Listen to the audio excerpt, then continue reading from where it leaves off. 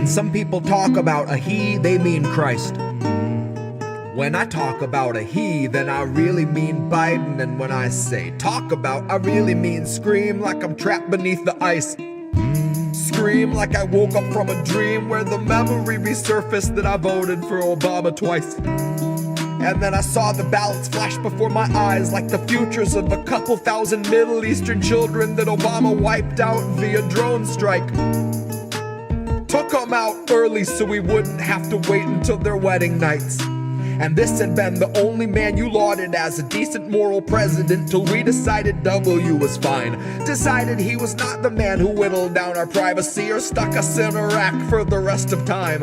Now we see him in a different light. And all it took to whitewash the shame of his war crimes was snuggling Obama's wife.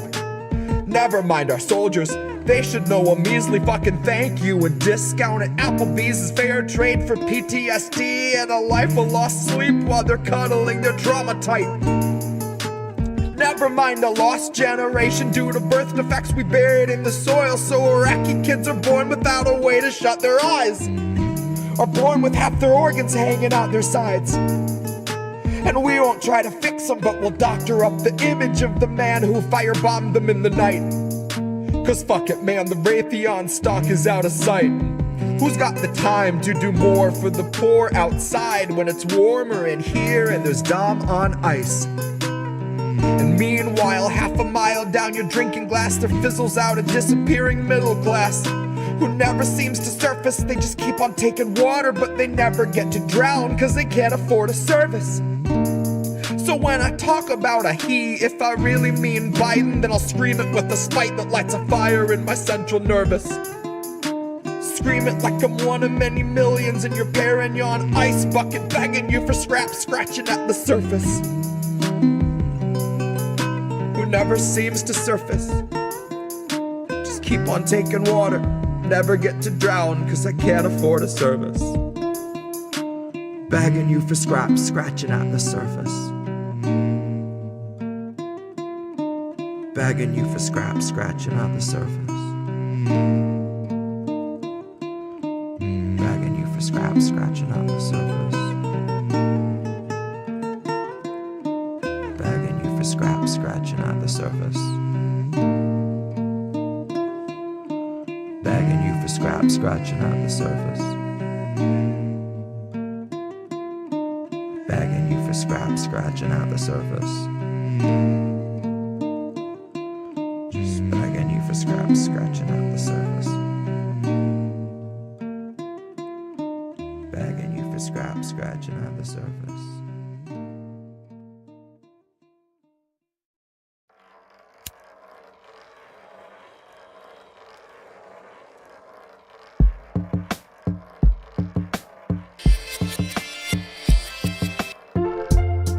You were told to come alone.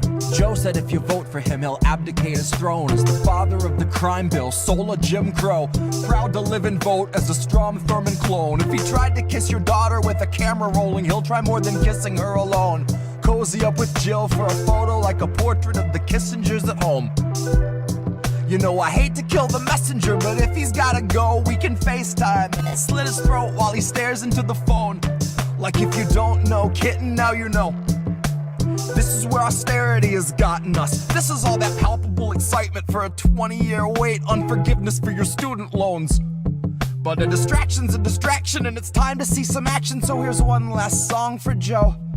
Before I try to keep his name out of the lyrics in my phone, try to shift the focus to our senators and everyone in Congress who is all too happy to be hidden while we're wasted to the bone. It is not food insecure, it's starvation, and it lurks in almost half the country's homes.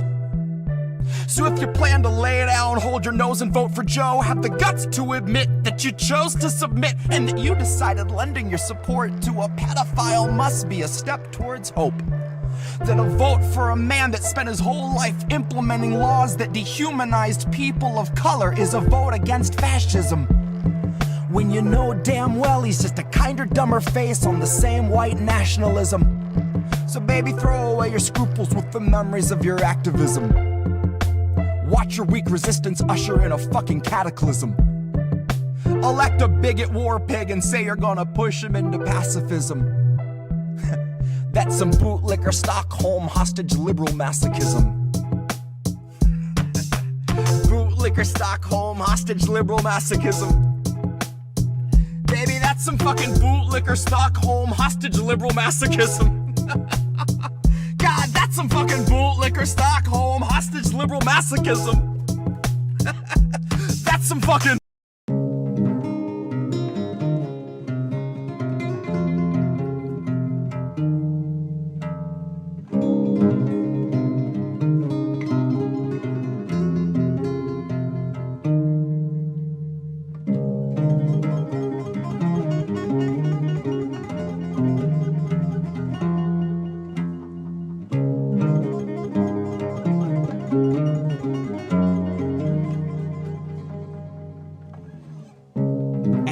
Said, thank you, Obama, for life in the red. Thank you for DAP and a pat on the head. Thank you for saving the banks as millions are drowning their debt. Thank you for all of the fluff and the nothing you said.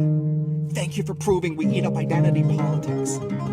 All of your policy better forgotten. Just tell us what books you read. Tell us what record was top of your playlist, turning a wedding to Day of the Dead. What Quavo song went along on a heavy rotation, bombing Iraqis in bed. When they told you that 90% of your kills are civilian, what Jill Scott chorus was stuck in your head?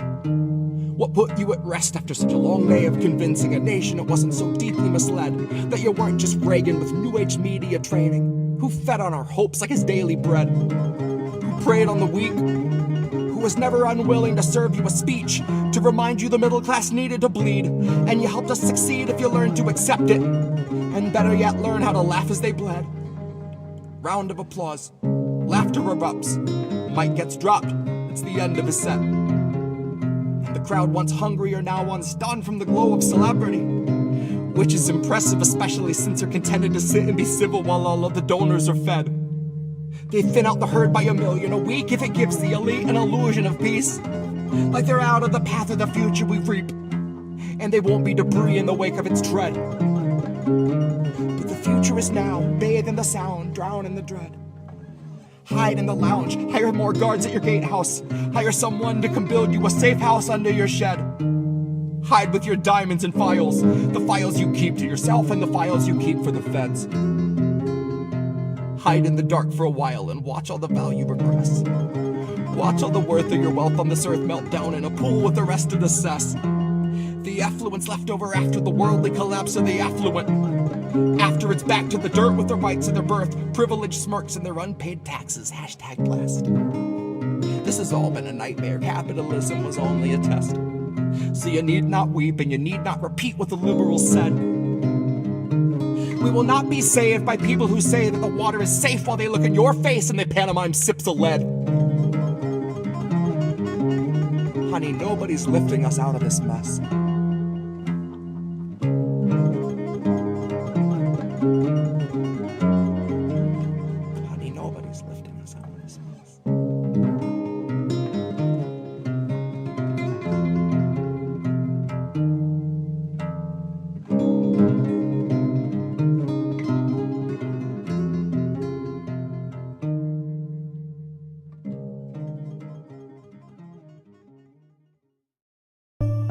Good morning, Sunday morning.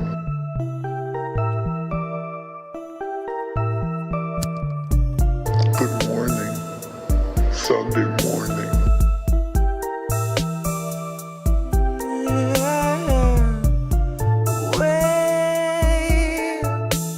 We're 40 Sunday mornings out from normal and the world is not the same. Situated for a warning, but the warning never came.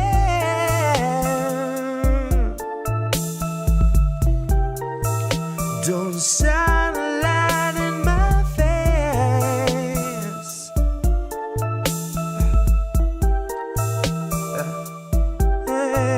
Nancy gonna cut you a check too late.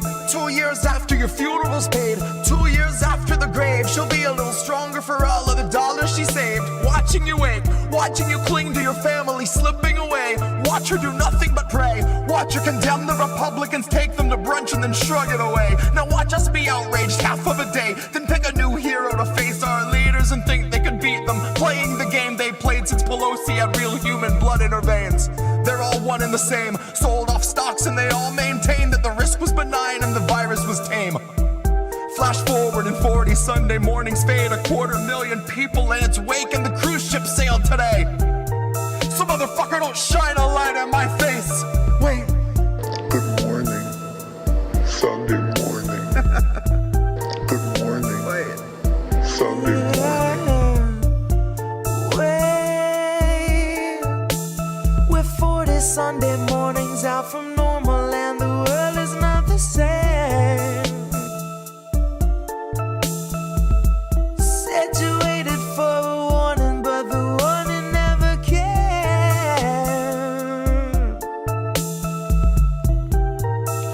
Don't shine a light in my face. Said you waited for a warning, but the warning never.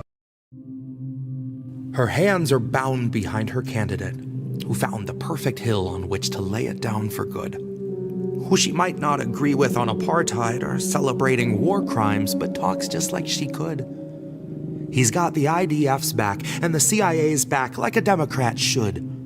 Mr. Anti-Establishment didn't start the fire, but he's slipping on his hood. Her voice is grafted to a candidate who might not always speak for her, but what is she to say? Why bother harping on an issue that Americans won't listen to? It seems like such a waste. But what activism is saying they don't give a shit, but if I don't, why would they? So way to rob yourself of agency, then chain yourself to genocide and look the other way. I love to see a fellow running as a Democrat, taking stacks of money from a GOP super PAC, calling out corruption in the giant fucking country club he's clearly been accepted at, but wants to be the leader of. He knows which way the money runs, knows it paves a leader's path, and human rights for Palestine historically don't lead to that. So he will not address it, as he doesn't see a need for that. And welcome to the attitude our country's politicians have displayed toward Palestinians since back before they cracked the will of Arafat. And so the story goes forever after. We do not speak the P word here or recognize the Nakba. All you'll find are sea lions who volunteered as actors, barking like a manuscript from NAFTA. All you'll find are insulated sycophants intent on justifying why the slaughter done in Palestine is not a voting matter. Tell that to Shireen Abu Akleh. Tell that to the children growing up inside a city where the walls are made of shackles. Tell that to a mother who is burying her baby, how her son is not our problem because we'll never see his grave. He's just a topic we can mute, or we can scroll right past his face and all the videos of mourners being beaten at his wake. So stuff your poll on what the average voter sees as urgent. They don't get to know the half of what we use as our detergent when we launder all our ISIS cells, our cartels and insurgents. We do not elect the man behind the curtain. We elect the pull string diversion. We elect the lesser evil donors pre-selected best to do unto the Arabs as we did unto the Persians, and do unto the Muslims as instructed by the merchant who provided you with HIMARS that can vaporize a person. Back into the dust in which we all will find immersion. One arms dealer's Jenin is another dealer's Curson. Both are just a mark that Lockheed Martin smells a purse on. And voters are the hollow thralls that Congress put a curse on to vote against their interests every 4 years till they die. And if you show them Palestine, cry better them than I. Though the curse of occupation's taken place within their mind, they will always love their prison, long as they are shown the sky. They will sing about their freedoms under Apple's watchful eye, as puppets dance and sing should you so pull their strings and wires. And they'll rally round the man who bears a torch and bears it high, and believe him when he tells them that he's here to stop the fire. We're cursed to love our prison and keep lifting up our liars. We are not behind the wheel, we're being crushed beneath the tires. And our blood is in the oil, and the plastic on the wipers, and our blood is on the hands of those who cranked inflation higher. And blood is on a vest where press can barely be deciphered, put there by a few Israeli snipers who were aiming at the center mass of truth about American desires. That you can sell us any story, we're a nation built of buyers, And we love a good parade. It always makes us feel inspired, like who cares that those were Nazis? Gosh, they had the whitest smiles. So I wouldn't bank on sequels to the Nuremberg trials. If they happened now, they would be confidential Pfizer style. Redacted paragraphs and empty vials, close to 80 years before they share their files. Well, luckily, your lesser evil logic lets you justify the nations we've defiled. Lesser evil logic lets you cast a vote for someone that you know is truly vile. Lesser evil logic sees another million bodies thrown upon its hoarder's pile, extending out for miles. So every line I've had to scrap, I've turned back into bile. So don't you touch that dial, lest the feds come swarm your door. Guess it isn't safe to say things like I don't support the war, or may Palestine know freedom from the Jordan to its shores, or I'd love to see our senators get trampled by the poor. Any pull-string Dem will tell what they're allowed to stand up for, and how little things like Palestine are better off ignored. You can call it voter outreach for some desperate remoras when the shark from which they get their scraps starts polling on the floor. And the shark says those who live beneath a brutal occupation should be thankful for their freedoms and their rubble and their gore. And I swear it only makes those bottom feeders love him more. One in particular is beaming for her candidate who found the perfect hill on which to make his final stand. And she will not be deterred by all those pesky little war crimes, will not be deterred by his support for stolen land. He helps her come to terms with how to spin an occupation, and forgiving the oppressor is the democratic way. She says her voice is grafted to the candidate who speaks for her, and every time you pull her string, she's nothing new to say. Anybody who's deliberately targeting civilians, they should be prosecuted and they should be jailed and the key should be thrown away. But, I don't see any proof of that. He really does believe this, guys, to his soul.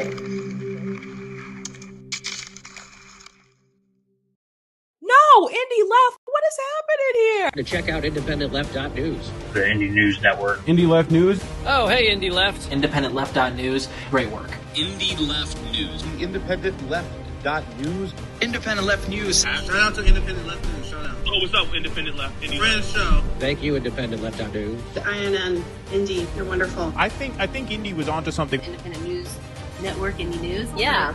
What's up, Indy, over on Rockfin? Independent News Network, also known as INN. Indie Left News. I don't know if I would have made it through that 3 weeks without Indy, honestly. No, I was just going to ask Indy.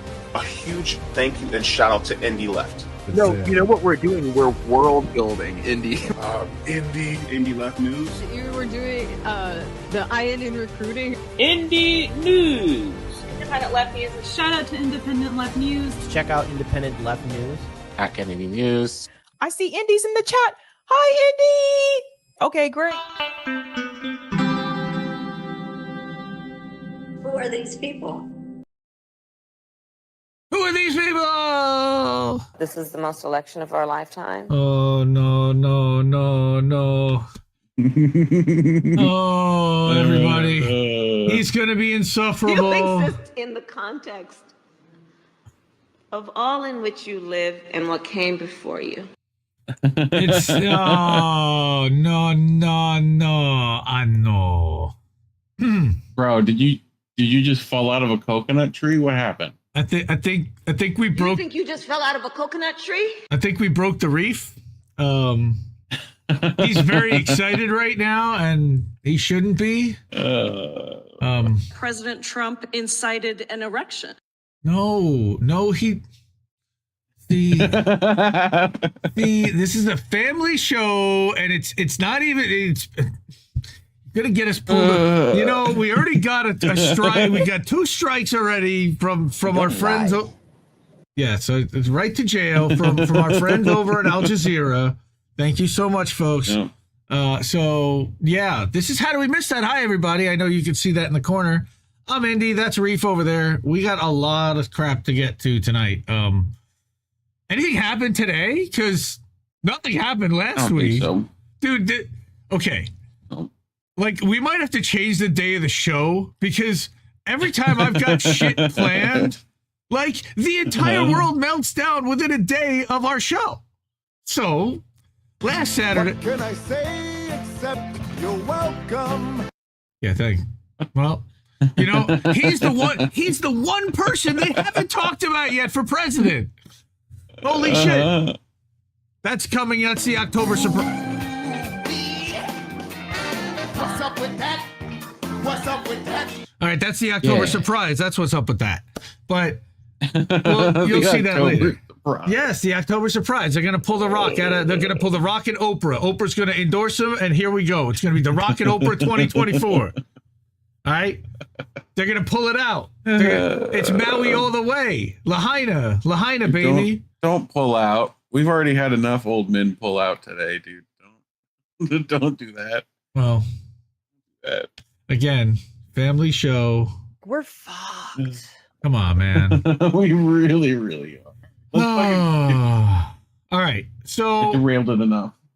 So I don't know if everybody saw the required watching prior to this, but Whitney Webb put out an article this week about JD Vance. She, of course, has been talking about the technological panopticon that's been happening, run by Peter Thiel and David Sachs and the PayPal mafia and everything. And we're going to get to that later because we're going to wait for some other fam to be here. But I got some other stories I want to get to first. But yeah, Whitney was on with Jimmy. It was great.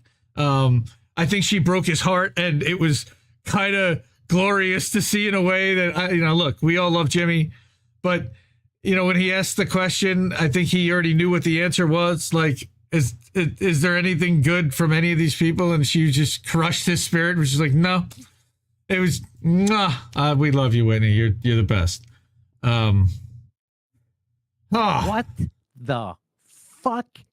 Yeah, it was. He was not too happy, and who are these people? He was definitely wondering that about them. So, So I got some stories from Indie Media Award honoree, Judd Legum. We haven't had him on in a while. So we've got one of his stories, and that is a story I see everybody getting wrong, and I made an audible.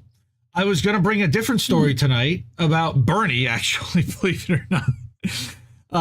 Gross. What's wrong with you? It was a common dream story about Bernie. It's going to be in the quick hits, but I was like, what? You know better. Well, I threw it in a quick hits because I found a Judd Legum story because people are triggering me. Quick hit you if you do that. People are triggering me. Quick, with a cross punch and everything. Quick. Oh, come on. They're talking about Trump eliminating the taxes on tips and how that's going to be a good thing. But maybe not so fast. And we're going to take a closer look at that. And then we're also going to do another update on UAW. We did one about a month ago about how there's a federal monitor that's been watching UAW, and they've been reporting that, hey, we've been asking for like documentation and stuff, and they've been stonewalling us and giving us nothing, and they've been straight antagonistic, and we've been like trying to help them, and they're still just stonewalling us. Well, now they're starting to bully the rank and file workers that are from even reporting violations at some of these places, and that's a real problem. We're going to get to that. Bully them? How would they bully them? Well, we're gonna explain. That's not right. And then of course we're gonna talk about why you bullying me, censorship, and what's happening. David McBride. We're gonna talk about him a little bit. Fiorella and her channels that got zapped, and then our Al Jazeera thing, and we're gonna mention very briefly what happened with the ICJ ruling. Oh my God! Like so much news, so much stuff. And you know what? Everybody's distracted by the dog and pony show, and we're not going to be. We have real stuff to worry about. But, of course, our first story. Fee, come on. Yeah, Fee. Well, we're going to get to Fee later, too. But our first story is about election 2024. Wow, incredible. But it's from a censorship angle, and this is from an INN member, the Dissident. So this is an original article that was published this week before all the nonsense. And it's looking not just at the records of Trump and Biden, but it's really at the records of the Democrats and the Republicans on the issue of censorship and free speech, and where both of them are woefully awful and corrupt. All right. So Dissident starts saying that he recently published a piece entitled Election 2024 Blue Warmonger versus Red Warmonger, where I compared Trump and Biden's equally abysmal records on foreign policy, specifically on Ukraine and Palestine. This article will be a sequel, which will examine the candidates' equally abysmal records on free speech and their treatment of whistleblowers, dissident journalists, and activists. Something that's kind of near and dear to our hearts. So I appreciate our friend, the Dissident, for writing this. So let's start with Joe Biden. I will expand this to the Joe Biden administration, from prosecuting whistleblowers to creating a ministry of truth, Obama and Biden's unprecedented war on whistleblowers. The Barack Obama administration, where Biden served as vice president, used the Espionage Act to prosecute more whistleblowers than all other administrations combined before it. And Thanks, since, Obama. Yeah. These whistleblowers, documented by the American Prospect, are the following. So we have Shimei Leibowitz, who was an FBI contractor who leaked documents. Shimei Leibowitz. But he proved criminal activity done by the FBI. Documents were never published, but the Obama-Biden DOJ still prosecuted him under the Espionage Act. Then we had Thomas Drake, who was an NSA whistleblower who leaked information about illegal activities and mismanagement in the NSA to the press. We had Stephen Jinwoo Kim, very famously State Department, right, arms expert who leaked information from an intel report about North Korea responding to UN sanctions with a nuclear weapons test to journalist James Rosen. And then, most famously, Chelsea Manning, a U.S. intelligence analyst who leaked information to WikiLeaks, proving the U.S. committed war crimes in Iraq and Afghanistan. Manning, of course, was kept in solitary confinement for a year, which the UN Special Rapporteur for Torture called cruel, inhuman, degrading treatment. I believe that was at Leavenworth. Come on, man. No. And then we had Jeffrey Sterling, and we covered Jeffrey Sterling. When Jeffrey Sterling first got out of prison in 2021, in the summer of 2022, former CIA official who leaked information to the New York Times journalist James Risen, now of The Intercept, about Operation Merlin, a CIA operation that intentionally gave Iran bad design information for a nuclear weapon. If we continue down this path, you'll find out that if you give information to The Intercept, you're going to go to jail. Most likely. Then we had Kiriakou, of course. Just saying. Friend of the show, Kiriakou, CIA official who revealed the agency used torture during the War on Terror, right?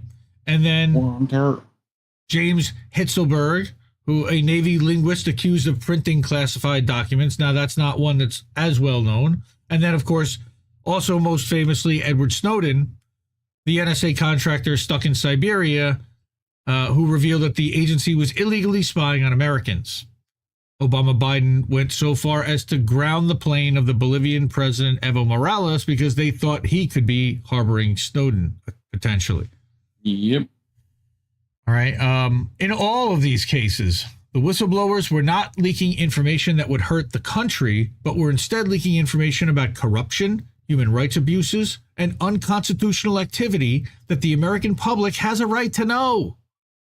This is considered by most to be a heroic and patriotic act.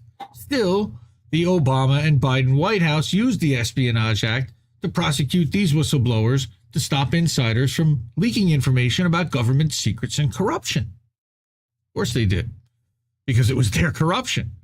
As president, Joe Biden has continued the war on whistleblowers. He took part in as vice president. The Biden DOJ sentenced, of course, our friend whistleblower Daniel Hale to 45 months in prison for leaking information about America's drone strike program, including the fact that they killed innocent civilians 90% of the time. And of course, until recently, Joe Biden continued the prosecution of journalist and publisher Julian Assange, started by the Trump administration. More on that later. Assange has thankfully been set free on a plea deal, but the deal creates a precedent that could now be used to prosecute more journalists for publishing classified information. Very possibly. Well, quite most definitely. But let's not also forget that Joe Biden created a Ministry of Truth headed by a Russiagate lunatic. And we covered that extensively, even as late as 2 weeks ago, when we covered the FOIA files that reverse engineered the Twitter files to look from Freedom of Information requests exactly what were the communications. And we found out that here, as President Joe Biden created a division of the Department of Homeland Security called the Disinformation Governance Board, a name eerily reminiscent of the Ministry of Truth in George Orwell's 1984, of course. The division head was given to Nina, the singing crazy person Jankowicz, someone who herself has a long history of spreading pro-security state misinformation. In 2018, she ran a bunch of bad boys. That was Corn Pop, not Nina. Why is my camera like that? Why am I? Oh, hey, where's Reef? Wait, what is me? Where direction do I even go? What? Hold on. Okay. I guess I got to fix that right now. What the heck? How did that happen? What is that? I don't know. I don't know, sir. Took me a minute because it's like 7 seconds delay on what I slid over, but okay. Yeah. Bro. Weird. Okay. Give me a second. Let me. No, go where you need to go so that I can position you right, you silly. Right. I mean, I don't know. What the heck? Like, wait, I have the wrong camera turned on. That's what's going on. That makes sense. No. Indy fucked up. Hepcap. It's okay. Indy. Hepcap. I'm here with that. Okay, there we go. We're gonna be okay. Now we got you. Okay, fix yourself. All right. Can I get back to my story now? Thank you. Maybe. Shit. Okay, in 2018, she shared an article from the Western Intelligence connected outlet Bellingcrap, which blamed, of course, Assad for the 2018 chemical attack in Douma, Syria. We're getting back to Nina Jankowicz, the stinging lunatic. All right? Yeah. This allegation was used as justification for the U.S. bombing of Syria and almost triggered a full-scale war with Syria. Of course it did, because that was their plan. This allegation was later contradicted by OCPW whistleblowers, very famously, who found evidence that the gas canisters in Douma were placed and that the victim's symptoms did not match up with those of a chemical attack, and that the CNN reporter was probably full of shit because she smelled chlorine in the air, literally. That was how they determined it was a chemical attack. Shout out Robert Fisk, Vanessa Beeley. Shout out to Vanessa. Eva. Yep. Anyway, so after the chemical attack, these findings strongly imply that the attack was staged to trigger Western military intervention. Jankowicz, of course, was a proponent of the absurd Russiagate theory, claiming that Trump was soft on Russia, despite lethal arms to Ukraine, sanctions on Nord Stream, etc. Spreading a theory that Trump was doing the bidding of Putin if he didn't overthrow the government of Venezuela, and spreading the debunked Russian bounties on American troops in Afghanistan theory. Oh, remember that one? And what about the ones where they pass out Viagra? There's always that story that floats around. That always comes out of her too. So we know what's going on in Nina's world. All right. She's got all of us. She has all of us blocked, by the way, on Twitter. Like, every single person here is blocked. They do know that the military has, our military's provided Viagra, no? Like, maybe. It's literally, anytime you ever go on a mountainous expedition, they provide it. Like in Afghanistan. No, I did not know that. Why would they want you to be? Because Viagra has to deal with a blood level and oxygen level.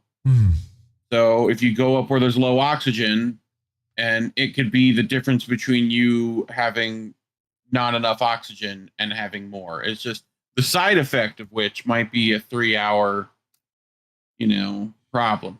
But a 3-hour tour, a 3-hour tour. Yes. Okay. So, well, whatever. I mean, I'm just saying. I mean, I'm not saying, but I'm just saying. Jankowicz also repeated the debunked claim that the contents of the Hunter Biden laptop are Russian disinformation, because that's what 17 intelligence, quote unquote, information agencies that were trying to skew the narrative away from that were trying to do. So she obviously works with them. The most disturbing fact of Jankowicz's past record, which isn't even any of those, was reported by the nation's Lev Golinkin, who then revealed that while working for the U.S. government-funded anti-disinformation group Stop Fake in Ukraine, she whitewashed neo-Nazi parliamentary groups, parliamentary, well, it might as well be, but neo-Nazi paramilitary groups who have well-documented histories of human rights abuses. Never met a Nazi she didn't love. Nina Jankowicz also has a long history of attacking dissident journalists by name. She called WikiLeaks scum and accused it of being a cog in a much larger operation. She claimed Glenn Greenwald was disgusting and responsible for online harassment against women because, of course, he critiqued New York Times reporter at the time, now Russian independent. Scum! Yep, Taylor Lorenz for her bad reporting, which it is. She also called the anti-war outlet the Gray Zone, a Russian influence op and a source of disinfo because she took issue with their reporting and criticism of American foreign policy. Plus, that's what Bellingcrap has been spreading, and she takes everything they say as the gospel. While the Disinformation Governance Board was eventually shut down after facing widespread backlash, journalists Li Fang and Ken Klippenstein revealed that the DHS continued to police speech online. And they would know. I'll just drop that right there. But also, we're continuing on the records of the Biden administration. We haven't even gotten to the record of the Trump administration on censorship and press freedom and journalism. Because don't forget, Jamal Khashoggi, I believe, happened under Trump as well. We're going to get to that, but let's also remember that under Biden, Democrats ignored the Twitter files and shoot the messenger. Now, there are some, and some who we are very close with, who will say that the Twitter files was a limited hangout, that they only got screenshots, that it wasn't source data, and that it was hand-selected and filtered through Twitter's lawyers. And it was very partisan. And I will say, agreed to all of that. However, there was still a lot of important information and confirmations of things that were questionable. So when Elon Musk bought Twitter, he leaked a trove of internal documents to reporters such as Matt Taibbi, Li Fang, and Michael Schellenberger. There was also, what's her name? Barry Weiss, who I don't like, and Alex Guttentag on the COVID files. And there were several others as well. But those were the three most famous. Some of the biggest scandals revealed by these documents were that the FBI, DHS, DNI, and NSA worked with Twitter to censor American speech, a direct violation of the First Amendment. Other stories of censorship revealed by the Twitter files were that Twitter worked with the government-aligned think tank Virality Project to censor people going against official narrative around COVID, including reports of vaccinated people contracting COVID, natural immunity, saying COVID was leaked from a lab, and stories of true vaccine effects, safe and effective. They also revealed that big pharma-funded They also revealed that big pharma-funded think tanks were pressuring Twitter to take down people pushing for a generic vaccine and those opposed, of course, to vaccine mandates. That's when you got your anti-vax hunters started to come out. When journalists Matt Taibbi and Michael Schellenberger testified to the House Judiciary Committee, we, of course, covered that on How Do We Miss That extensively. Democrats on the committee, led by Joe Biden, no, not by Joe, well, okay, undermined the contents of these documents and defended the censorship policy.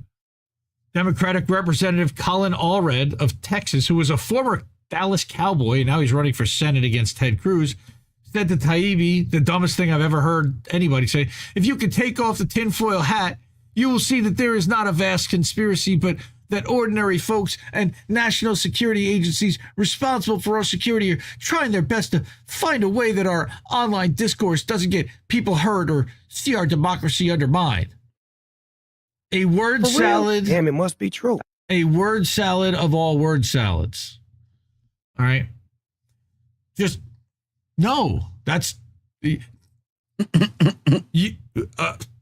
that's straight censorship or monitoring of speech, free speech that is supposed to be free and protected so that you can feel better. And that is not cool. No. So Democratic Representative Sylvia Garcia, of course, demanded that Taibbi reveal his source, that Musk as his source for the Twitter files, which is a direct violation of journalistic ethics.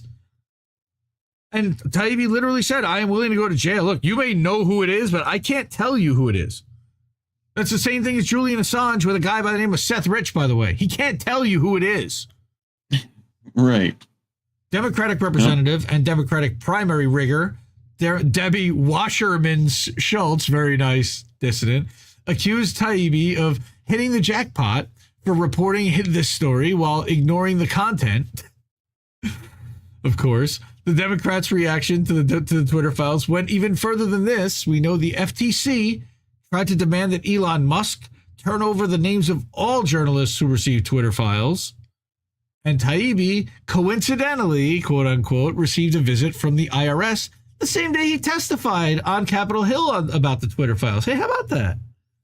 And as the Wall Street Journal once put it, quote, the curious timing of this visit on the heels of the FTC demand that Twitter turn over the names of journalists raises questions about potential intimidation. The Wall Street potential. You think? The Wall Street Journal also noted that it is not typical for the IRS to show up unannounced at people's houses, saying that typically when the IRS challenges some part of a tax return, it sends a dunning letter, or it might seek more information from the taxpayer or tax preparer, the accountant. If the IRS wants to audit a return, it schedules a meeting at the agent's office. It doesn't drop by unannounced. Like he's fucking Kool-Aid man. Right? Yeah. Oh, yeah. When Taibbi was interviewed by MSNBC host and propagandist Mehdi Hassan attacked Taibbi, of course, for a few minor errors, the difference between CIS and CISA in the Twitter files, reporting while ignoring the bulk of the revelations because he was told to by his bosses. And he can lie and say he wasn't, but we all know it. I have yet to meet a Hassan that I thought was a good person. I'm sure some I assume are good. Some I assume are good people, but all the people tell me Hassans, they're terrible people. Oh yeah, the worst people. All right. And then of course we have, disturbingly, this interview was used then by Democratic representative who's never really been elected. She's appointed Stacey Plaskett to accuse Taibbi of perjury and then threaten him with up to 5 years in jail. Plaskett, of course, accused him of perjury for a few honest mistakes, which he corrected and did not, and of course, also didn't undermine the bulk of the story. They, whether one was paid by the government or was connected to the government and taking orders from and working with the government, it effectively meant the same thing between CIS and CISA. Yeah. And that was it. They tried to bog you down on a technicality that doesn't matter to drown out the story that does. And they effectively did that to the shit lips. So now we're going to look at the record of the Trump administration. But were there anything on this list from Biden that we missed? I mean, that's a fucking laundry list, by the way. But going after Matt Taibbi and ignoring the Twitter files, prosecuting Julian Assange, pointing to Nina Jankowicz and the head of misinformation, the Obama stuff and all the prosecution of whistleblowers and the Espionage Act. Well, again, forcing Assange into a plea deal. Did that Miss Plaskett have any connection to a particular island owner? Well, there was some Quite kind of a possibly. connection. There was some kind of a connection, but she also, there was some maybe a Citigroup connection to her, a Jamie Dimon. I don't remember who it was. You can't quote me. Allegedly, Neil Diamond, maybe. It could be Neil Diamond. It's Sweet Caroline, right? Yes, that Plaskett, according to our friend David Denuno over there, who says, yes, that Plaskett, yes, I guess that is her. But let's get back to the Trump record, from torturing and trying to kill Julian Assange, thank you, Mike Pompeo, to threatening to deport anti-genocide activists, right? The gravest threat to press freedom.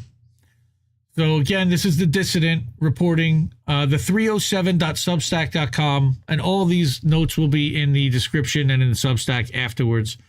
You can go to indiemediatoday.com for the Substack.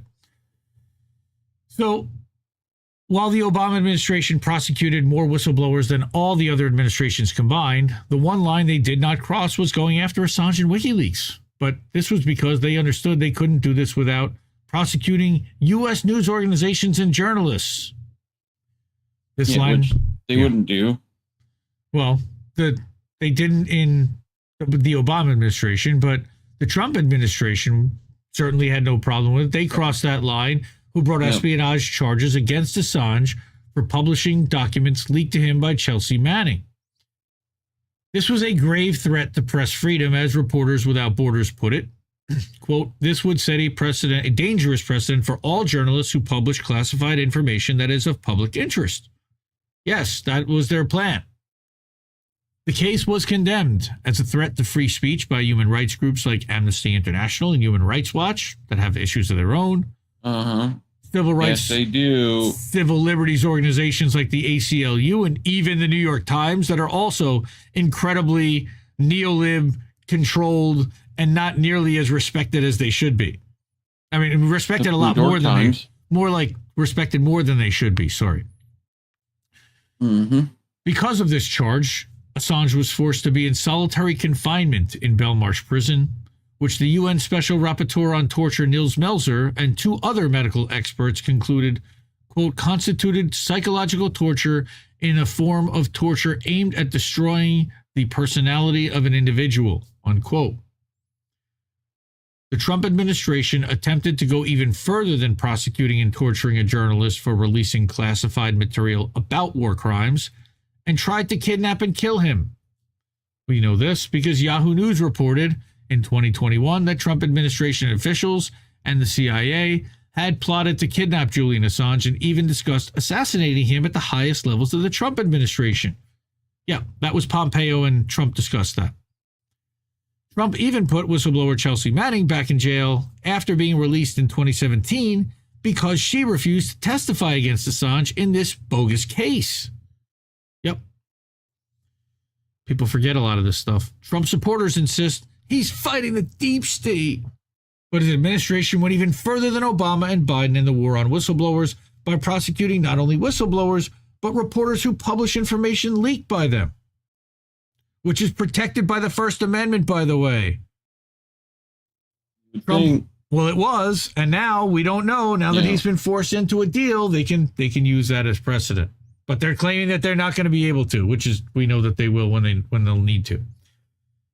Trump also did not pardon any of the whistleblowers prosecuted in the Obama-Biden administration and prosecuted whistleblower Reality Winner, thank you so much again to The Intercept, using the Espionage Act. I don't stand for that. Yep. So Trump threatens to crack down on the Palestine solidarity movement. And this is another thing that we are concerned about. Of course, while Trump and his supporters claim to support free speech, they abandon this view when it comes to the people protesting the genocide in Gaza. Huh, how about that? Yep. Follow the money. It's down. It comes to the Adelsons usually. The Republican 2024 platform says it wants to, quote, deport pro-Hamas radicals and make our college campuses safe and patriotic again. Where are you deporting Americans that are pro-Hamas? What? Okay. This is a clear threat to deport foreign students protesting the genocide in Gaza and to crack down on the rights of American students protesting the genocide.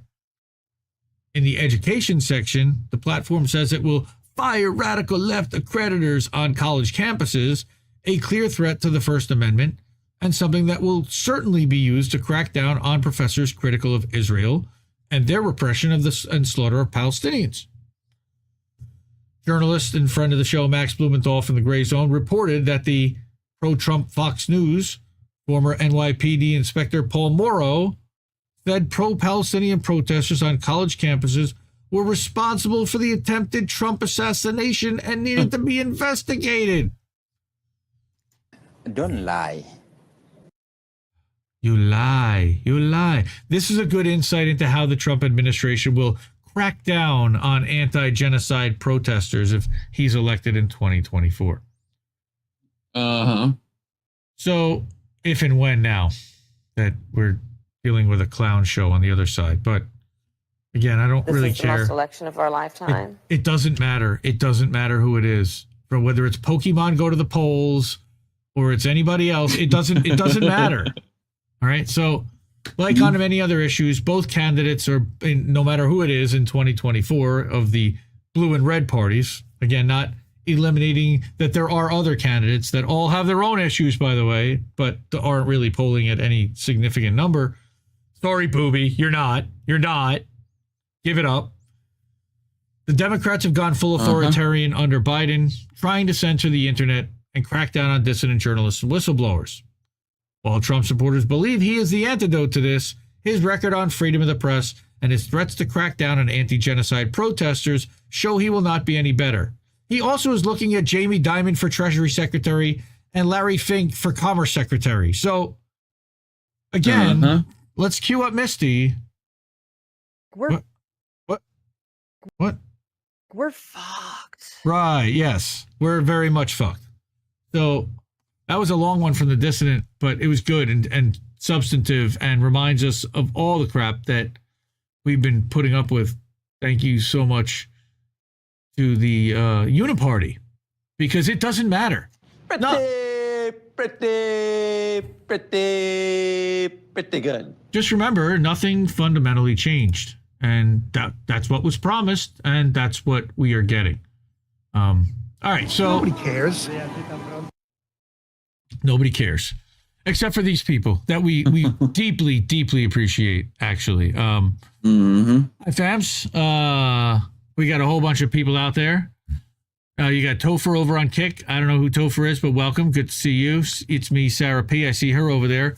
But all these wonderful people have supported our channel and supported independent media by kicking in a couple of bucks to help us keep the lights on. And we operate on a value for value system here, as some of our friends in independent media like to say. And that's how we covered it 4 years ago. Well, we've been saying this shit for 4 years now. So, ode to our friends that have not completely lost their fucking minds and aren't just losing the plot. And thank God for some of them. Yeah, God forbid you pretend to be a computer. All right, bro. It's good to see you here. God forbid. Natalie, representation. That's right. No taxation without representation. You must be in DC, right? Definitely writing it in. Cookies, yes. Please donate to INN if you can. Making stream content is not free or cheap. Cookies would know he's now doing the 10 Rabbit podcast with Mastermind Hour and is learning all about just how much time, effort, money, and sweat and aggravation has to go into making shows like this. And we love it, and we do. But we certainly love getting some support too. All right. Money, please. Well, you can certainly always ask for that. So, said please. Yes, you did. We're going to go to Indie Media Award honoree and Judd Legum. And, I like Judd. And I think that as a 3-man team, he's one of the best there is. I think he's way too... Men? What? What is he like? What is he like? One of those kids in a trench coat? Well, Just actually, like a couple of kids stacked on top. it's actually one man and two ladies because he's got Teston and he's got Rebecca working with him. And as a 3-person operation, they do tremendous work. Tremendous work. But they are a little shit-libby, and I'll admit that, because we have to cover some of the spectrum and look at what's being said there. But he also is one of the best numbers guys, and follow the money and follow the numbers and what's going on. And let's break through the narrative. So this one broke me because I read this last week. He wrote this about a week and a half ago. And then at the convention, they talked about eliminating tax on tips. And then Nico House, our friend of the... that was a frog. Our friend of the show, Nico House, put out a video earlier today about how that narrative is working. Even if it may be bad, it's going to work. We talked, I know Angel and Miss Witchy Perfect last night on Pro Wrestling Talk even talked about it. And yeah, so let's get into why this is a trick. Trump's tip trick, right? Just the tip? Well, not just the tip, but just the tip for the boss. As president, Donald Trump's tax policy heavily favored corporations and the wealthy. I don't think anybody, would doubt that. His signature tax legislation, the Tax Cuts and Jobs Act, overwhelmingly benefited those groups. But as a presidential candidate, Trump campaigns as a populist, just like he did in 2016. In 2024, Trump is touting a proposal to end federal taxation on tips. He made the announcement last month in Nevada, a key battleground state with a large service industry that relies on tips. Hello, Las Vegas. Quote, for these hotel workers and people that get tips, you're going to be very happy because when I get to office, we're going to not charge taxes on tips, he said. We're going to do that right away, first thing in office, because that's true, because it's been a point of contention for years and years and years, and you do a great job of service, because he couldn't have done that in the 4 years that he was already president. Now he's going to do it. Mm-hmm. This week, Trump's proposal to end taxes on tips was one of the 20 promises included in the official 2024 Republican Party platform. Large tax cuts for workers and no tax on tips. Narrative busting. This is what this guy is going to help us do here. But this is important because I'm telling you, everybody around you in your world is going to run around and think that this is actually going to be a good thing. And he's going to explain why not. And maybe we're wrong and maybe he's wrong, but let's look at it. Trump's plan to end taxes on tips might help him politically with service industry workers. His campaign is urging people to vote for Trump for no tax on tips on their restaurant receipts. Okay? Like those dumb religious dollar bills that you open up and it's like, yeah, come join our church. Like those terrible human beings. Okay. Good for them. Republicans in Congress have already introduced legislation to implement Trump's plan and end federal taxation of tips. Notably, the bill would only exempt tips from income taxes and not payroll taxes, which represents the majority of federal taxes owed by low-income workers. Okay, so it does nothing. Got it. But the proposal, if it were ever implemented, could have a detrimental effect on most tipped workers. How? The primary beneficiaries would be people who own and operate hotels, restaurants, and other businesses that employ tipped workers. In other words, people like Trump. Remember that he owns hotels, folks. Or at least he did. I don't know if he still does. First, but he certainly owns Mar-a-Lago. Many people who rely on tips earn so little money that they already pay no federal income taxes. For example, half of all servers earn $32,000 or less. A server with a family who earns $32,000 does not owe any federal income tax and therefore would not benefit at all from Trump's proposal. Yeah. The bigger issue is that the federal minimum wage for tipped workers is $2.13 an hour. I'm going to repeat that because it's literally been that since I'm in fucking high school. The bigger issue is that the federal minimum wage for tipped workers is $2.13 an hour. The tipped minimum wage has not increased since 1991. Like I said, since I was in fucking high school. Combined with tips, these workers are supposed to earn a minimum of $7.25 an hour. That isn't close to a living wage in the United States since 2024. The rent is too damn high. No, the wage is too damn low. It ain't about the rent. It's about the fucking wage. Why not? Why not both? Why not both? Why not both? Why not both? Right? As a result, of course, we know 7 states, that's Alaska, California, Minnesota, Montana, Nevada, Oregon, and Washington, have eliminated the tipped minimum wage and require all employers to pay their employees the same minimum wage regardless of whether they receive tips. The Biden administration requires federal contractors to pay tipped workers the same as minimum wages as others, so it is covered in a lot of places. Major cities like New York and Chicago also have recently implemented similar policies, and employers hate it. Numerous other cities and states are considering following suits. The hotel and restaurant industry has been desperate to halt the momentum of state initiatives to raise the minimum wage. Why? The National Restaurant Administration or Association, which represents restaurant owners, has endorsed Trump's proposal. So, if Trump is on board and he owns hotels and restaurants, and the National Restaurant Association, which represents the owners, are on board, start to get worried. Yep.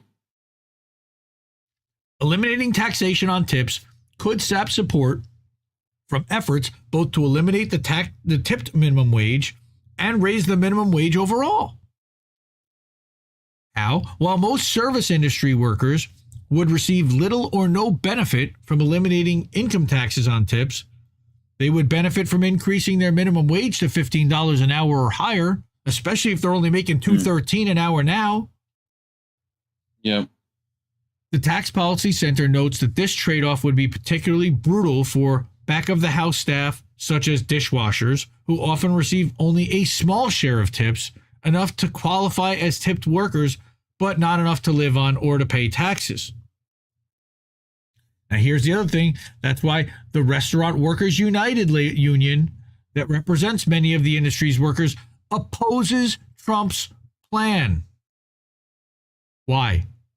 Because the call to end taxes on tips is just a misguided way trying to fix a problem of uplifting the lower class. And that's what a bartender and organizer in Austin said, all right, that Trump's proposal is not just the wrong solution, but a fake solution, which is pretty accurate, all right? Then a question of equity. There are some tipped employees, including the 10% of servers that earn $60,000 or more, who would significantly benefit from ending the income taxes on tips. It isn't that it won't affect anybody. So again, 10% of servers, right? But why should those higher paid tipped workers get a special tax benefit while those making the same income in industries without tips are excluded? Why should a waiter who earns $60,000 a year pay less taxes than someone making the same amount in a warehouse or a grocery store? Well, because their wages are not necessarily set, would be my answer.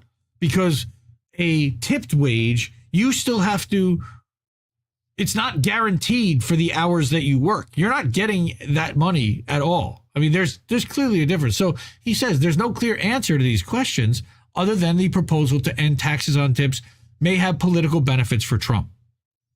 I think that is, again, he's trying to back his way into, well, how is this going to benefit Trump? Because Trump doesn't do anything unless it benefits him. And that's the way that Judd sees everything, because he has a case of TDS for sure. Don't be rude. Hey, I got to call it like I see it. Creating a tipping economy, ending federal taxation of tips could prompt more industries to shift from paying wages to soliciting tips. And that's the other thing that I'm worried about here, is that in freeing this up, they're going to try to push more people back into smaller wages plus a tip. In addition to potential tax benefits for employees, it would transfer some of the responsibility for paying workers from the business to its customers. And businesses certainly like that. For example, the Wall Street Journal notes that an auto body shop could restrain its prices and wages and strongly encourage tipping as a way to get untaxed income to workers and keep their hourly labor rate low. If there is a significant shift to tipping over wages, it would also increase the cost of the proposal. The Committee for Responsible Federal Budget estimates that incentivizing more tipping by ending federal taxation could cost the federal government up to $500 billion over 10 years. That's not good. Why would we do that? Right? Then, of course, we have this sordid history of tipping. And I'm not going to, okay, that's short. We'll just finish off with that. According to the Leadership Conference on Civil and Human Rights, tipping in the U.S. is rooted in a racist system which was designed to keep African Americans in an economically and socially subordinate position following the end of slavery. I did not know that. Did you know that, Reef? No. Tipping was related to slavery? Prior to the Civil War, nope. Tipping was frowned upon. It was viewed by many as an aristocratic European practice that was incompatible with American democracy. But after the elimination of slavery... I'd love to get more. Yeah, is he going to give us more info on that? I guess. After the elimination of slavery, many restaurants and rail operators embraced tipping because it allowed them to hire newly freed slaves without having to pay them. They would be forced to work for tips alone. The practice was designed to keep African Americans in an economically and socially subordinate position. That's what's being presented here. And agreed, because even today, 40% of people who work for tips are still people of color. Mm-hmm. Further,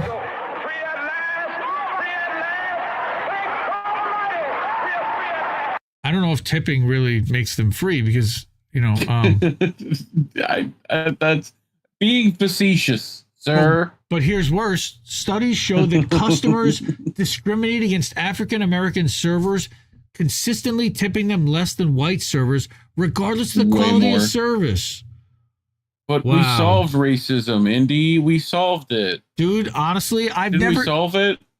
All right, I'm embarrassed to say I've never even thought about that because I've never treated any waitress or anyone who handled my food any differently than anyone else who ever handled my food. But, wow, Did you see the Mythbusters thing on that? Oh, man, no. The Mythbusters did, they gave Carrie Byron larger breasts and to see if she would get more tips. Guess what you think happened? Did she get more tips? Oh yeah, well, quite a bit. Just the tip. Quite a bit more. Just the tip. Yep. The movement to end the tip minimum wage to create a single fair wage for all workers is about recognizing the dignity and worth of all workers. Trump's proposal would push the United States in the opposite direction, making millions of Americans even more dependent on wealthy patrons. And that is really what Judd's contention is. And I'm not in total opposition to that. I'm pretty much in agreement with it. I think, again, there's... Well, people in chat are mentioning that this only goes for, credit cards, digital transactions, right? Mm-hmm. So if you tip in cash, it's different, but as we all know, they want to get rid of cash. So, Oh, mastermind. TIPP in the USA. TIPP in the USA. It doesn't fit. No, you're close. No. Sorry, man. Mouse, my girlfriend was a waitress when we lived in Australia and made about 2/3 of what I made as an engineer. Wow. And that was not tipped, correct, Mouse? Because I believe that they do not allow for tips in Australia. I believe that it's illegal. But if there's a tax incentive for the owners, I'm skeptical, but there's a win for the workers. See, so Sarah thinks that there is a win for the workers there, and that's why I want to look at it. Possible. It is. BROK in the USA. That's a good one. For sure. And they're okay. Cookies, come on, man. All right. I will admit I tip a little more if she hasn't been donk, and she's sweet. If it's a dude, 15% max. Oh, that is such a single guy thing to say. I love you, bro. I do. I love you for it. Very much is. Right to jail, right away. Golden Monarch says, for the moment, Indian Reef tipping doesn't have to get reported for tax if tips are still cash, right? But the government wants your tips to go digital. And remember that a lot of the tips come on the credit card, and most restaurant bills today are paid on credit card. So I mean, you gotta in people and tell them to make sure they tip their waitresses. I feel like that's important here. Always tip your waitress and tip your waitresses and tip your stream hosts. By the way, we work on tips here. Speaking of eliminating the tax on tips, and drink responsibly. So if Trump does eliminate the tax on tips, we can report all of these as tips because you guys are just giving us a tip for what we're doing, right? So yeah, you can do that by Cash App and Patreon, PayPal, and Rumble. And, of course, the Ko-fi QR code that's sitting up there by where Reef is sitting over there, over his dome and next to me. And, yeah, so we're moving right along, and that's good because we got one story to get to, and then we'll get to Whitney. And the next story is a doozy, another one about the UAW and about labor unions and about how not all labor unions are wonderful. All right. Now, remember, we've been children. Yeah, we've been covering that the UAW had to have a federal monitor because of all the corruption, and that they had that the NLRB had to basically bust them up and send. They had officers go to jail, embezzling, all kinds of stuff was happening. So they hi-ya is right, Uncle Roger. So weak. So. This UAW monitor, 4 months, has been trying to get access to documents, work with them, and find out what the hell's going on about voting, about all kinds of things. But they're citing continuing culture of fear of retaliation in their latest status report. Oh, boy. So, again, this is from Shannon Jones over at World Socialist website. I know it's kind of hard to see, WSWS.org. I have my issues with some of their stuff, but as far as holding labor unions accountable, they are about the best that there is. Because they think that everybody's corrupt. And you know what? They're right. Nice. Gregory Walker, slide the tip in here. Come on, man. Family show, but yes, we do accept tips. Thank you. Yes, tips. Aha. Okay. Thanks. Hobo. Good to see you. All right. In a status report filed July 12th, the court-appointed UAW Monitor, Neil Barofsky, cited a continuing culture of fear and retaliation within the UAW apparatus and noted widespread reports by staff of unethical behavior or misconduct within the union's leadership. Nothing to see here. Sean Fain? Nope. Well, Sean Fain's got nothing to say. While couched in diplomatic language, the Monitor paints a picture of a corrupt UAW bureaucracy riven by factional infighting and resistant to implementing even the cosmetic reforms put in place by the Monitor in the wake of a corruption scandal that sent 2 former UAW presidents to prison. Not that there's anything wrong with that. Yes, there is. The report follows... Felons are people too, Indy. God. Yeah, we have to pay for them. They're kind of grifters. Yeah. Much more so than any of the podcasters that I know. But the report follows by less than 1 month the 9th status report in which Barofsky complained of lapses in compliance with Monitor's oversight. That's very kind. In particular, the failure of the UAW leadership to provide thousands of requested documents related to misuse of union funds and other potentially criminal acts. Yep. Nothing to worry about here. All right. On July 8th, the Monitor filed a motion in federal court seeking to force the UAW to hand over documents he'd requested. The Monitor asserted in court filing that the UAW stonewalling made his office unable to effectively carry out his responsibility to remove fraud, corruption, illegal behavior, dishonesty, and unethical practices from the UAW. Why? Now, Indy, I sent you something today. It's because they don't want it removed. Oh, yes. Well, what did I send you? It's that tell the people what I sent you. They're endorsing Cam already. Uh-huh. Yep. She already put on the comfortable shoe for them. So that's going to be fun. That's going to be great. The Monitor's most recent filing cites the results of a cultural assessment conducted by a third-party internal audit that surveyed hundreds of UAW staff. It notes that of the approximately 100 union staff who reported that they witnessed unethical behavior or misconduct during the 12 months prior to the survey, over 30% said they did not report it. Why?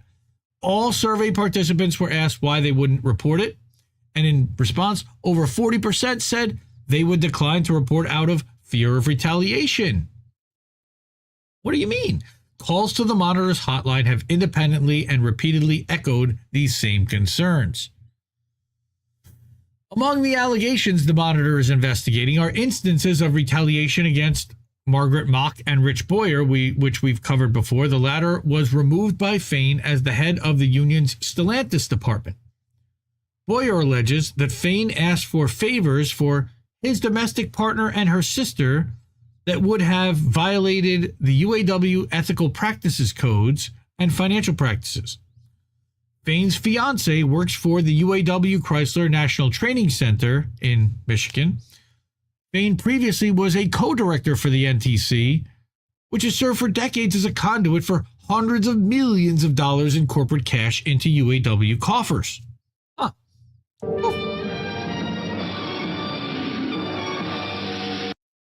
This unseemly faction fight within the UAW leadership, along with allegations and counter-allegations of corrupt practices, comes as anger among rank-and-file workers is boiling over the 2023 contract betrayal, as well as the UAW's endorsement of genocide Joe Biden, and now, of course, Cam laughing clown Kamala. Last month, the union apparatus was barely able to contain a rebellion by 48,000 UAW academic workers in California who staged a political strike against the Gaza genocide and the brutal suppression of campus protests. They were barely able to contain a rebellion. Why should they? I don't want them to contain it. We've got you surrounded.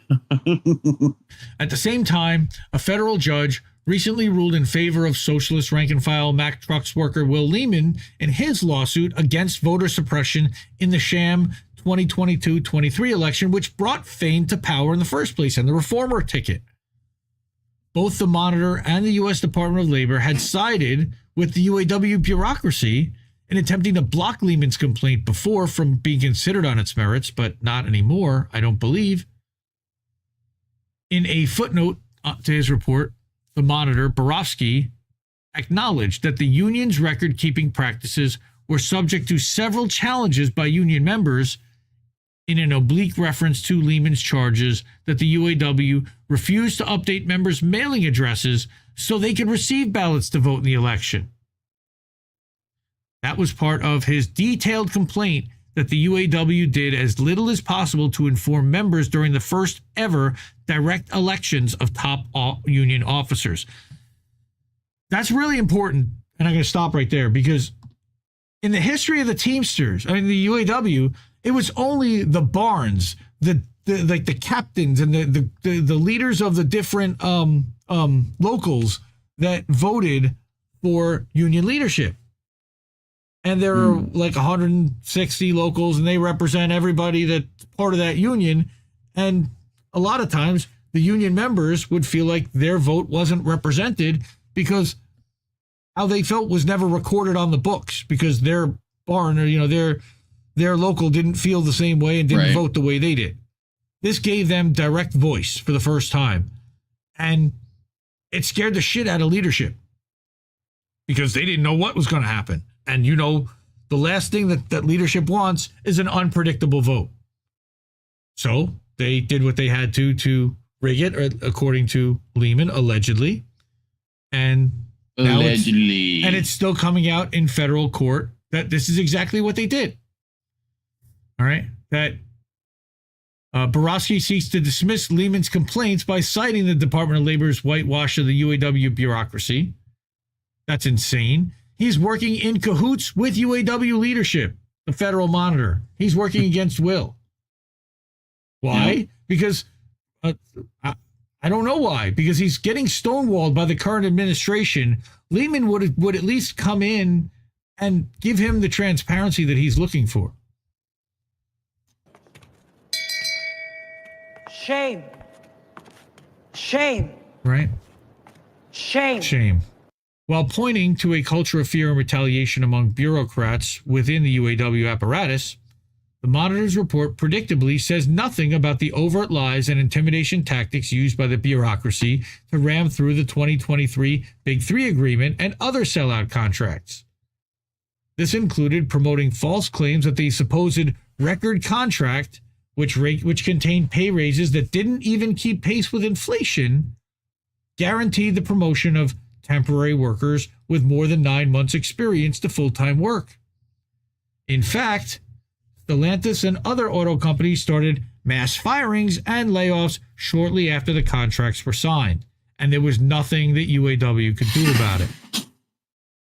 Nothing. Fain. What do you want to do? Fain then removed Boyer Nothing. but what's crazy, Fain removed Boyer for dereliction of duty, alleging that he agreed to separate concessions, which have undermined the jobs and conditions of Stellantis workers. Boyer shot back. What? Yep. Boyer shot back with a widely circulated internal memo revealing that Fain and other executive board members were fully aware that the promises he and Fain made to temporary workers to sell the contract were lies. They tried to hang this guy out to dry, and he dragged the receipts right out and said, fuck you. If you're taking me down, I'm taking you all down with me. Nor did the Monitor note the strong-arm tactics that the UAW used to force through the contract at Mack Trucks in Macungie, Pennsylvania. All right, that's where Will works, I believe.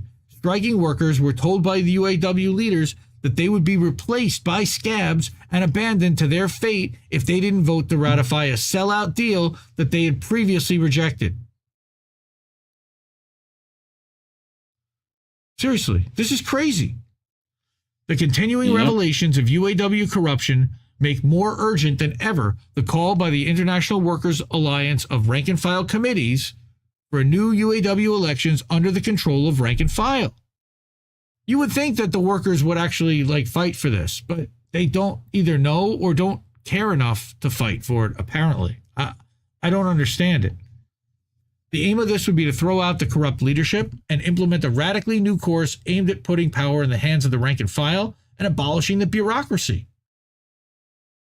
Rank and file workers should also demand access for independent review of all the concealed UAW documents. Right? Not the documents. Oh, yeah. Referring to the recent moves by Fain to strip Mock and Boyer of key duties, the Monitor wrote, specifically, reports to the Monitor's hotline from union staff have cited the actions taken against the Secretary, Treasurer, and Vice President as driving retaliation fears that reporting alleged abuses might lead to retribution from the President's office. Wait, what was that again? Yes. If we say something, we might get in trouble. Yep, that's basically what they're saying. All right. Given the fragility of the union's cultural perception of retaliation, listen to all this corporal speak. All right. Whether they're appropriate or not, how recent these acts are, God almighty, it's just talking around this. How recent these acts are perceived by the union staff must be taken into account when tackling this persistent cultural challenge. What? The Monitor is just talking around himself. Keep it secret. Keep it safe. All right.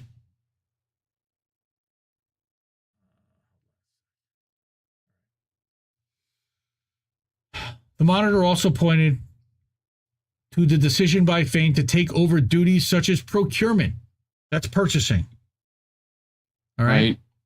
Formerly under Secretary Treasurer Mock's office, he cautioned that the charges risk diluting the role of Secretary Treasurer as a potential independent check on actions that pertain to financial approvals and oversight of expenditures. So now you're removing any kind of a check on the president's balance, right? And now, especially when it comes to spending money, the union must tread care. Where's the money, Lebowski? Again, this is a presidency that already got accused of embezzling $1 million plus.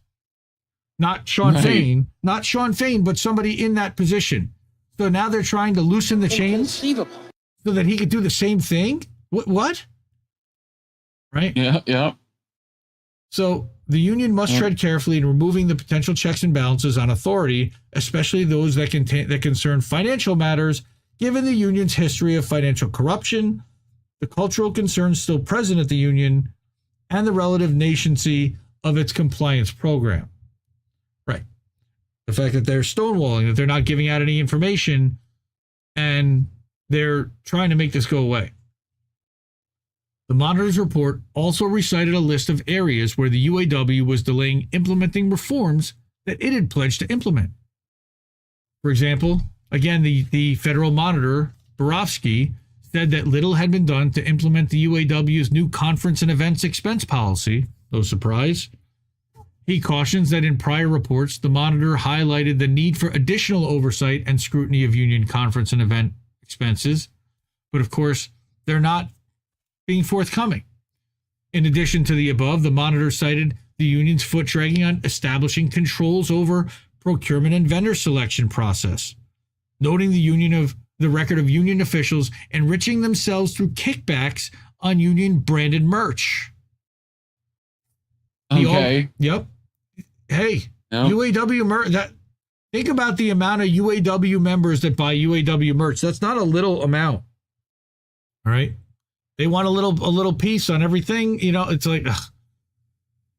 He also expressed, again, nepotism, cronyism in hiring, right? That there was nothing done in procedures to reverse that practice.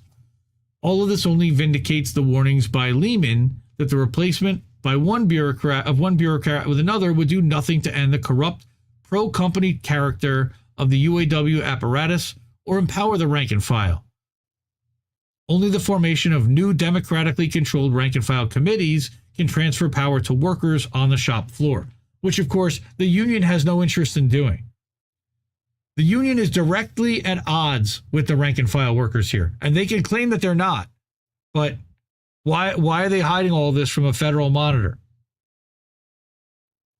The deepening crisis at the UAW apparatus takes place alongside the mounting turmoil in the Democratic Party after Biden's disastrous Democratic debate performance against Trump.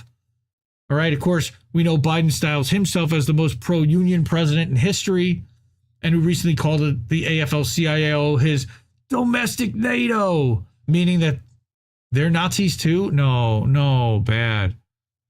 Has been endorsed by the UAW apparatus, and of course they're now endorsing Kamala, and Fain has been one of his most loyal promoters. However, with the Democratic campaign in freefall, a Reuters report cites a source that claims the UAW leadership met last week to discuss concerns about Biden's re-election chances and is considering its next options. Yeah, it sure did. It got in line. That's what it did. You're done. Right? So, whatever the truth of these assertions, the fact is that the UAW apparatus and the Democratic Party are deeply discredited in the eyes of workers for facilitating the Israeli genocide against Palestinians, supporting the ongoing U.S.-backed proxy war in Ukraine against Russia, and enforcing declining living standards and job cuts at home. Whatever the outcome in November, workers face an existential fight against the destruction of living standards and democratic rights at home and the threat of global war. Nothing fundamentally changes. They are interchangeable. It is a uniparty. It's crucial that workers take the measure of the UAW bureaucracy and prepare a rebellion to overthrow the union apparatus and transfer power to the workers themselves. I'd love to see that happen, like federally too, where we overthrow the federal government and transfer powers to the peoples themselves. But that's a whole other story. I've said it before and I'll say it again. Democracy simply doesn't work. Well, it can, but not when it's corrupted by corporate interests and unlimited donor. But such a struggle must be based on the understanding that workers face a fight, not just against this or that employer or that employer, but against the entire capitalist setup, its political parties, the Democrats and Republicans, as well as the UAW servants of big business. So, oh man, I'm exhausted with these guys. WSWS does a good job. Somebody's got to call this stuff out because I don't see anybody else talking about the UAW Federal Monitor except for in red states where it's an inconvenient thing where they're trying to gotcha the Democrats who have aligned with the union. But in a blue state, we don't hear about this at all, ever. We have to look for this. All right. All right. Woohoo! We have gotten to that portion of the program, folks. American Dad did a whole story on the gas mafia. Very funny, Cowboy Kitty. Yep. The Dems would do anything for unions as long as the unions vote with them. Yes.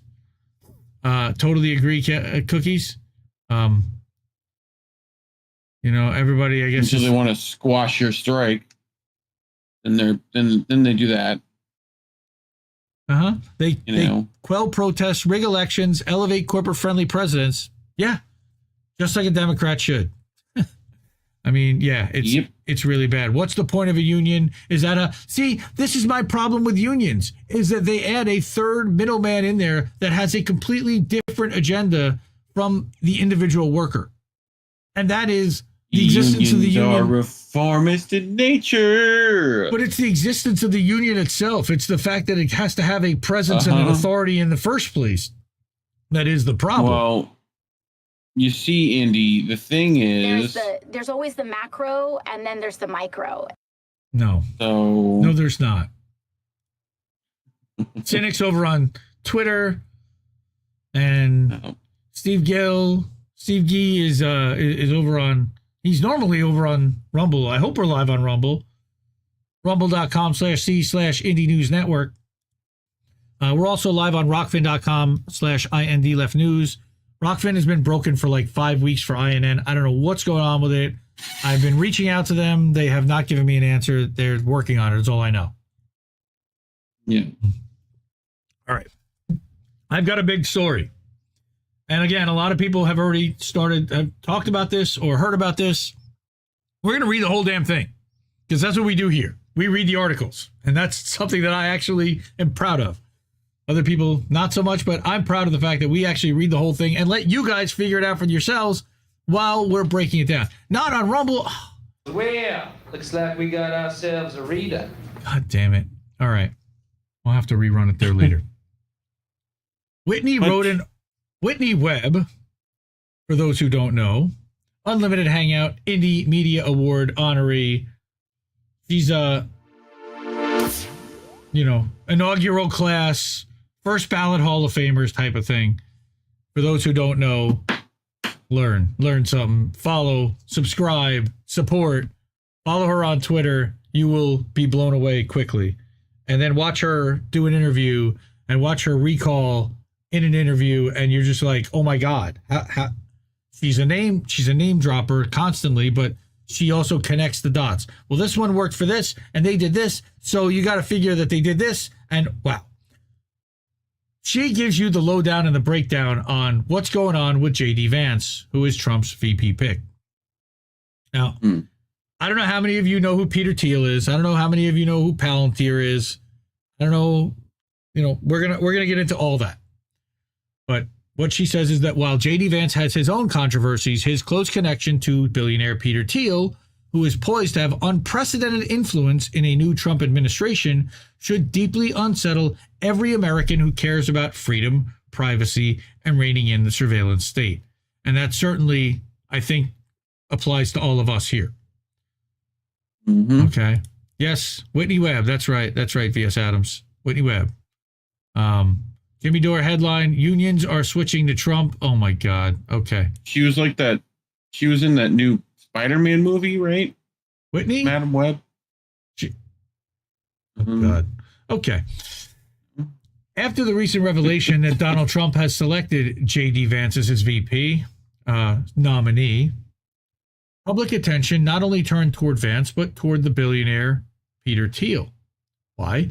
Vance has been one of several prominent Thiel proteges whose profile has risen in recent years, with other proteges of the PayPal co-founder, including OpenAI's Sam Altman and Anduril's Palmer Luckey. Recent reports have also noted that Thiel first recruited Vance into his circle while Vance was still a student at Yale Law School. Ding, ding, ding, red flags. Shortly thereafter, Vance joined Thiel's investment firm, Mithril Capital, where he worked for 2 years before joining Revolution Ventures. Vance played a major He just role. went straight to Runic Capital. God. Oh, no, right. So Vance played a major role in Revolution's Rise of the Rest seed fund, whose major investors included Amazon's Jeff Bezos and the Walton family of Walmart, who boast long-standing deep ties to the Clinton family. Vance later launched his own venture capital firm, Narya Capital, in 2020, which was heavily funded by Thiel, as well as former Google CEO Eric Schmidt, also not a good guy and heavily involved in the surveillance state. Yeah. Schmidt, a major Democrat donor, has been the guiding hand behind the Biden administration's science and technology policy and has dominated the development of the AI policies of the U.S. military and intelligence communities, largely through his leadership of the National Security Commission on AI. That's a little scary. NSCAI promoted policies like the end of private car ownership and in-person shopping in the United States to advance Americans' adoption of AI as supposed national security imperative in the lead up to the COVID-era lockdowns. Both Schmidt and Thiel are key members of the steering committee of the controversial closed-door and overtly globalist Bilderberg Conference. Nothing to see here, folks. Yep. Newsweek once called Schmidt and Thiel the two most influential figures at Bilderberg. Wow. It's not a place you want to get accolades like that at. Well, it's saying something because it's literally the most powerful of the most powerful. Thiel has voted. I'm sorry. Thiel has donated heavily to Vance's political career. He's given $15 million to Vance's successful Senate bid in the 2022 election cycle, in what was then the largest donation ever given to one Senate candidate. No problem. Okay. Thiel also joined Vance, a former never-Trumper, to visit Trump's Mar-a-Lago, where Vance successfully won the former president's blessing. Thiel also connected Vance to other members of the so-called PayPal mafia, like David Sachs, who donated $1 million to Vance and hosted a fundraiser for him. Sachs, along with PayPal co-founder Fuck You Elmo Muskhead, were allegedly a key factor in Trump's selection of Vance as vice president, as they ran a secret lobbying campaign for Vance that included media presenter Tucker Carlson. What a surprise! Nice. Little tuk-tuk. Thiel had been a major donor to Trump's 2016 presidential campaign and served on the transition team, with other Thiel-linked figures like Trey Stevens dramatically influencing Trump's Pentagon appointments. Nothing to see here. Stevens' influence at the Trump Pentagon also helped develop the military's relationship with the Thiel-funded company Anduril, which was co-founded by Stevens and Thiel fellow Palmer Luckey. A little incestuous here. You're seeing a pattern. Like Game of Thrones. Before Anduril, Luckey developed the virtual reality system Oculus Rift, which was later sold to Facebook, where Thiel then served on the board. Meta. Woo, Meta. Anduril is now building a virtual border wall for the federal government and Trump, who long campaigned on building a physical barrier. Is Mexico going to pay for it? Of course. Is Mexico going to pay for it? Of course. Please let them do that. Please let them do that in the metaverse. That'd be hilarious. Yes, Mexico's going to build a fucking wall. Mexico's going to pay for the border wall in the metaverse. So what a fucking cartoon bullshit. We live in a clown show, folks. So of course, he abandoned that promise during his first term, but now supports the exact solution that Anduril is selling. Nah. Funny how that works. Anduril's unmanned drones have come to play a major role in the Ukrainian military operations during the Russia-Ukraine conflict, as have other controversial Thiel-funded companies like Palantir, which is a CIA contractor, and Clearview AI, which used mainly photos posted on Facebook and another Thiel-backed company to develop its Orwellian facial recognition database. These companies, close ties to the Ukrainian military, nothing to see here, may impact the second Trump administration. There's anything wrong with that? Yes, there is. May impact the second Trump administration's policies as it relates to American support for Ukraine, particularly if Thiel is slated to hold significant influence. Beyond Ukraine, this network of Thiel-funded defense companies are remaking the face of warfare and slowly but surely replacing the human decision-making with AI. Because we know AI is so great at decision-making.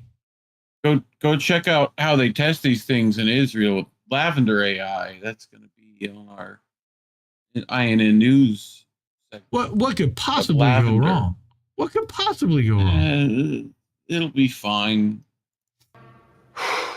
Boy, that escalated quickly. Yeah. While these ties should be unsettling on their own, the potential influence of Thiel on the upcoming Trump administration should concern every American, and it does me at least, regardless of where they fall on the political spectrum, due to Thiel's efforts to rehabilitate and remake some of the intelligence community's most Orwellian and unconstitutional efforts to target domestic dissent.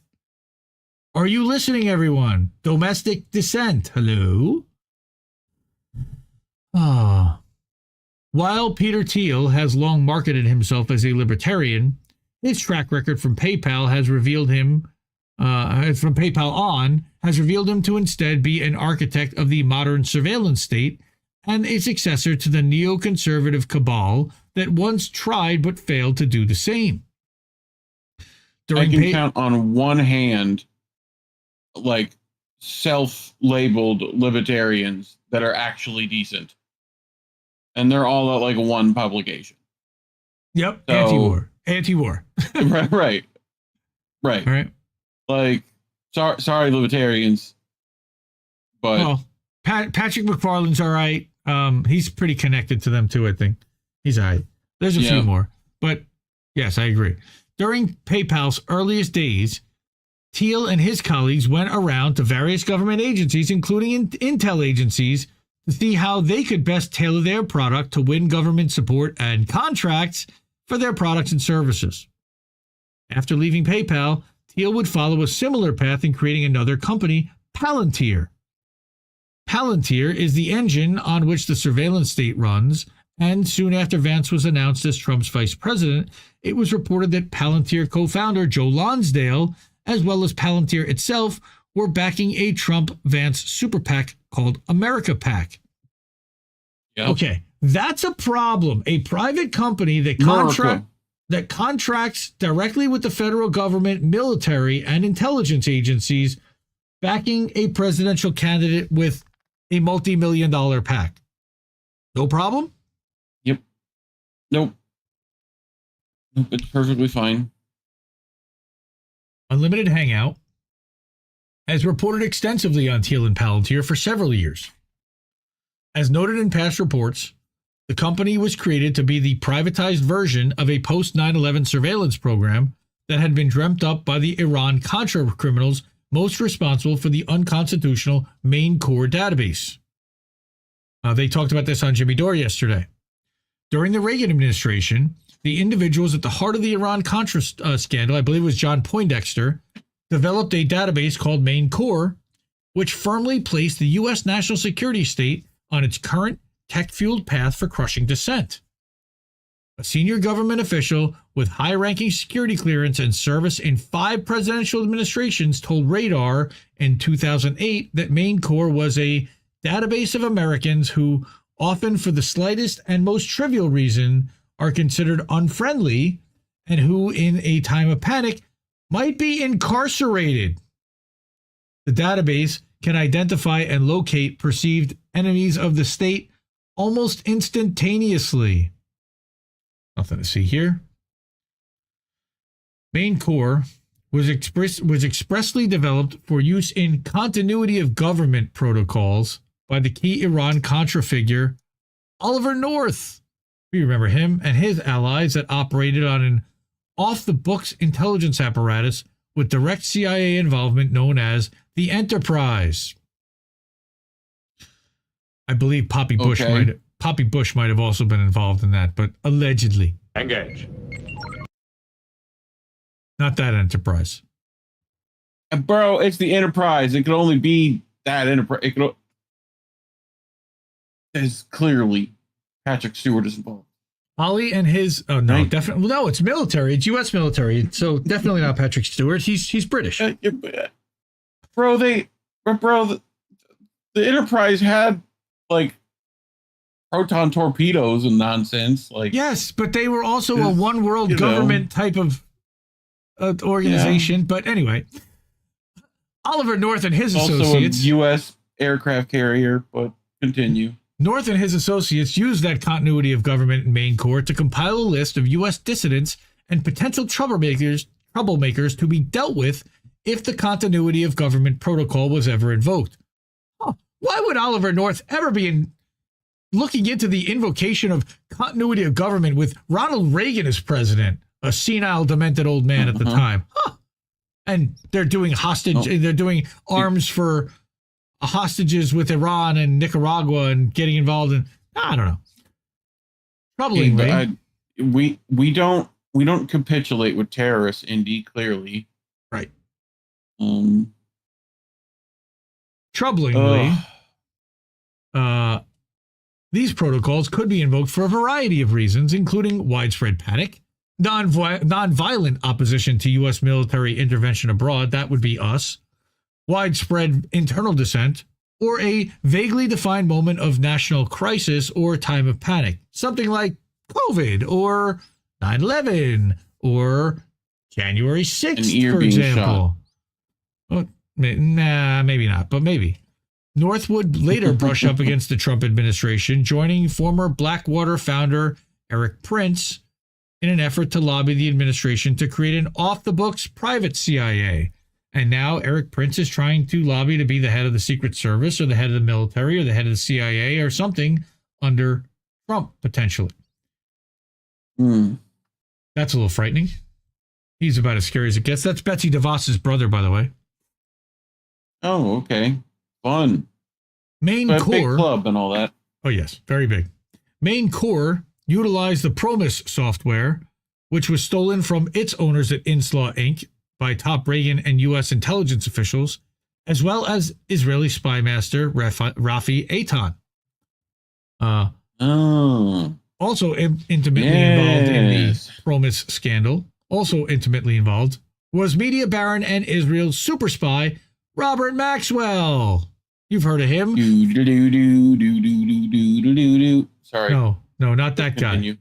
The father of Ghislaine, and reportedly the man who brought Jeffrey Epstein to the Israeli intelligence orbit.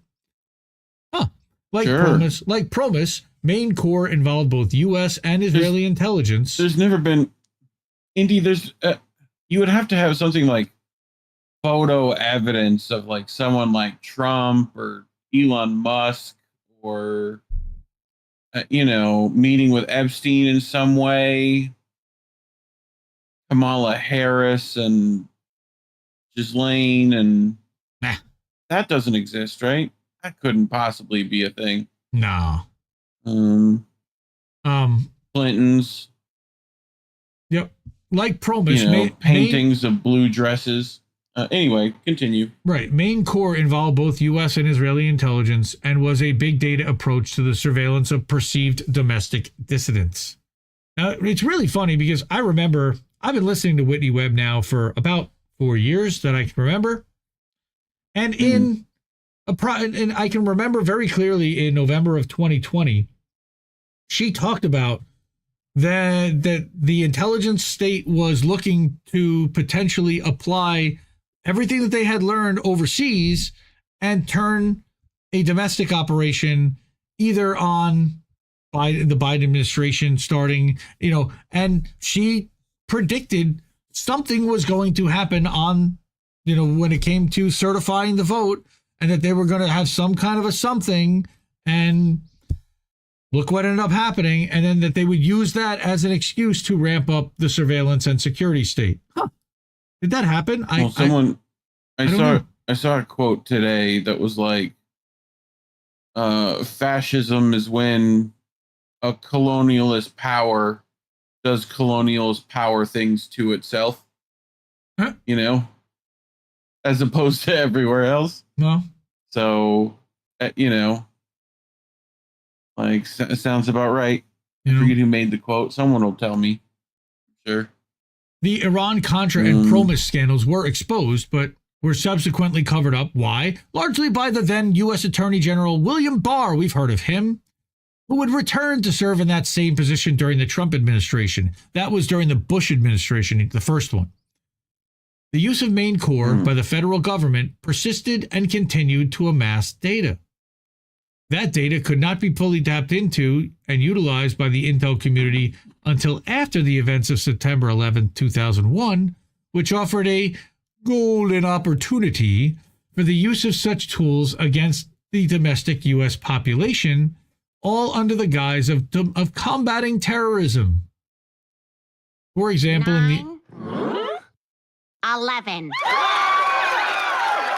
Very much so.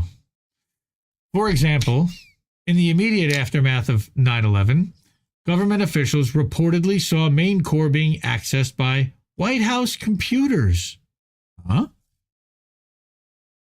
September 11th was also used as an excuse to remove information firewalls within the national security state, expanding information sharing amongst agency databases, and by extension, also expanding the amount of data that could be accessed and analyzed by Main Core and its analogs. Huh? How about that? As Alan Wade, then serving as CIA's chief information officer, pointed out soon after 9/11, quote, one of the post-September 11th themes is collaboration and information sharing. We're looking at tools that facilitate communication in ways that we don't have today. 9/11 was bad. Yes. Yes, it was. Just ask go ahead. Ask the Israelis, I would say. Yes. I was going to say, I feel like I smell CrowdStrike coming up in this story, but, There very well might be, but I think that was another article. In an attempt to build... it's very similar to all this, right? Sort of. In an attempt to build... Everything's connected. On these two post-9/11 objectives simultaneously, the U.S. national security state attempted to create a public-private surveillance program, where have we heard those words before, so invasive that Congress defunded it just months after its creation due to concerns that it would completely eliminate the right to privacy in the U.S. No big deal. Called Total Information Awareness, and again, Whitney talked about this with Jimmy Dore yesterday, TIA, the program sought to develop an all-seeing surveillance apparatus managed by DARPA. TIA's supporters argued that invasive surveillance of the entire U.S. population was necessary to prevent terrorist attacks, bioterrorism attacks, and even naturally occurring disease outbreaks such as pandemics, before they could take place. I think the same organization that makes the robots and the drone swarms, and I was going to say that that's like the Morgan Freeman in Batman, in the basement of the Batman movie, where he's literally got access to the map and grid of the entire city and who and where every single person is. I never want to see this again. Yes, and he's like, this is too much. Never let me look at this again. This is too much power for anyone. So Morgan Freeman, our friend. Andy Dufresne. That's right. Andy Dufresne. Andy Dufresne. We have to have some fun because this is just the most freaking dystopian shit you can imagine. All right. Of course, TIA supporters, like we said, pandemics. We have to be able to prevent pandemics before they could take place. Pre-crime. The architect of TIA and the man who led it during its relatively brief existence, again, was John Poindexter. Remember, I mentioned that name before. Best known for being Reagan's... Poindexter. He was Poindexter was national fucking pocket protector and shit and the suspenders. Yes. Bow tie. Yes. National security advisor during Iran-Contra and being convicted of 5 felonies in relation to that scandal. He also fell on the sword pretty hard, but he was one of the architects. Poindexter, during the Iran-Contra hearings, had famously claimed that it was his duty to withhold information from Congress. Did I do that? They were but I mean, they're charged with oversight, and it was his duty to withhold. That's what he saw it as. In regard to total information awareness, one of Poindexter's key allies was Chief Information Officer of the CIA, Alan Wade. Wade met with Poindexter in relation to TIA numerous times and managed the participation of not just the CIA, but all U.S. intelligence agencies that had signed on to add their data as nodes to TIA and, in exchange, gained access to its tools. So you give us your data and we'll let you access all this shit. Wade, while at CIA, had previously partnered with Robert Maxwell's daughter, Christine. Wait. I just fucking noticed. The fucking logo is literally the fucking Illuminati eye. all-seeing eye. Yes. Jesus Christ. What what? But worse. Jesus Christ. Okay, continue. Yep. What the fuck? Oh, it gets worse. It only gets worse. I'm sure it does. Wade partnered with Robert Maxwell's daughter, Christine, on national security software called Chiliad. I swear to God, Chiliad, which had similarities to TIA as well as Palantir, but fell short of the proposed program's scope and ambition. Christine had previously been involved in her father's efforts to market bugged Promise software to U.S. national laboratories. I don't know how she got that, but there's an article from archive.org. Oh, that's from One Nation Under Blackmail. That's a citation from her book. That's, again, Whitney Webb, Unlimited Hangout, for those who don't know and who came in late. This is an article all about JD Vance and his connections to Peter Thiel and why that's bad, and how it's badly going to influence the Trump administration's policies on surveillance and on military and on purchases and on where they're going to spend the money. The TIA program, despite the best efforts of Poindexter and his allies, such as Wade, was eventually forced to shut down after considerable criticism and public outrage. However, though the program was defunded, it later emerged the TIA was never actually shut down, with its various programs having been covertly divided among the web of military and intelligence agencies that make up the U.S. national security state.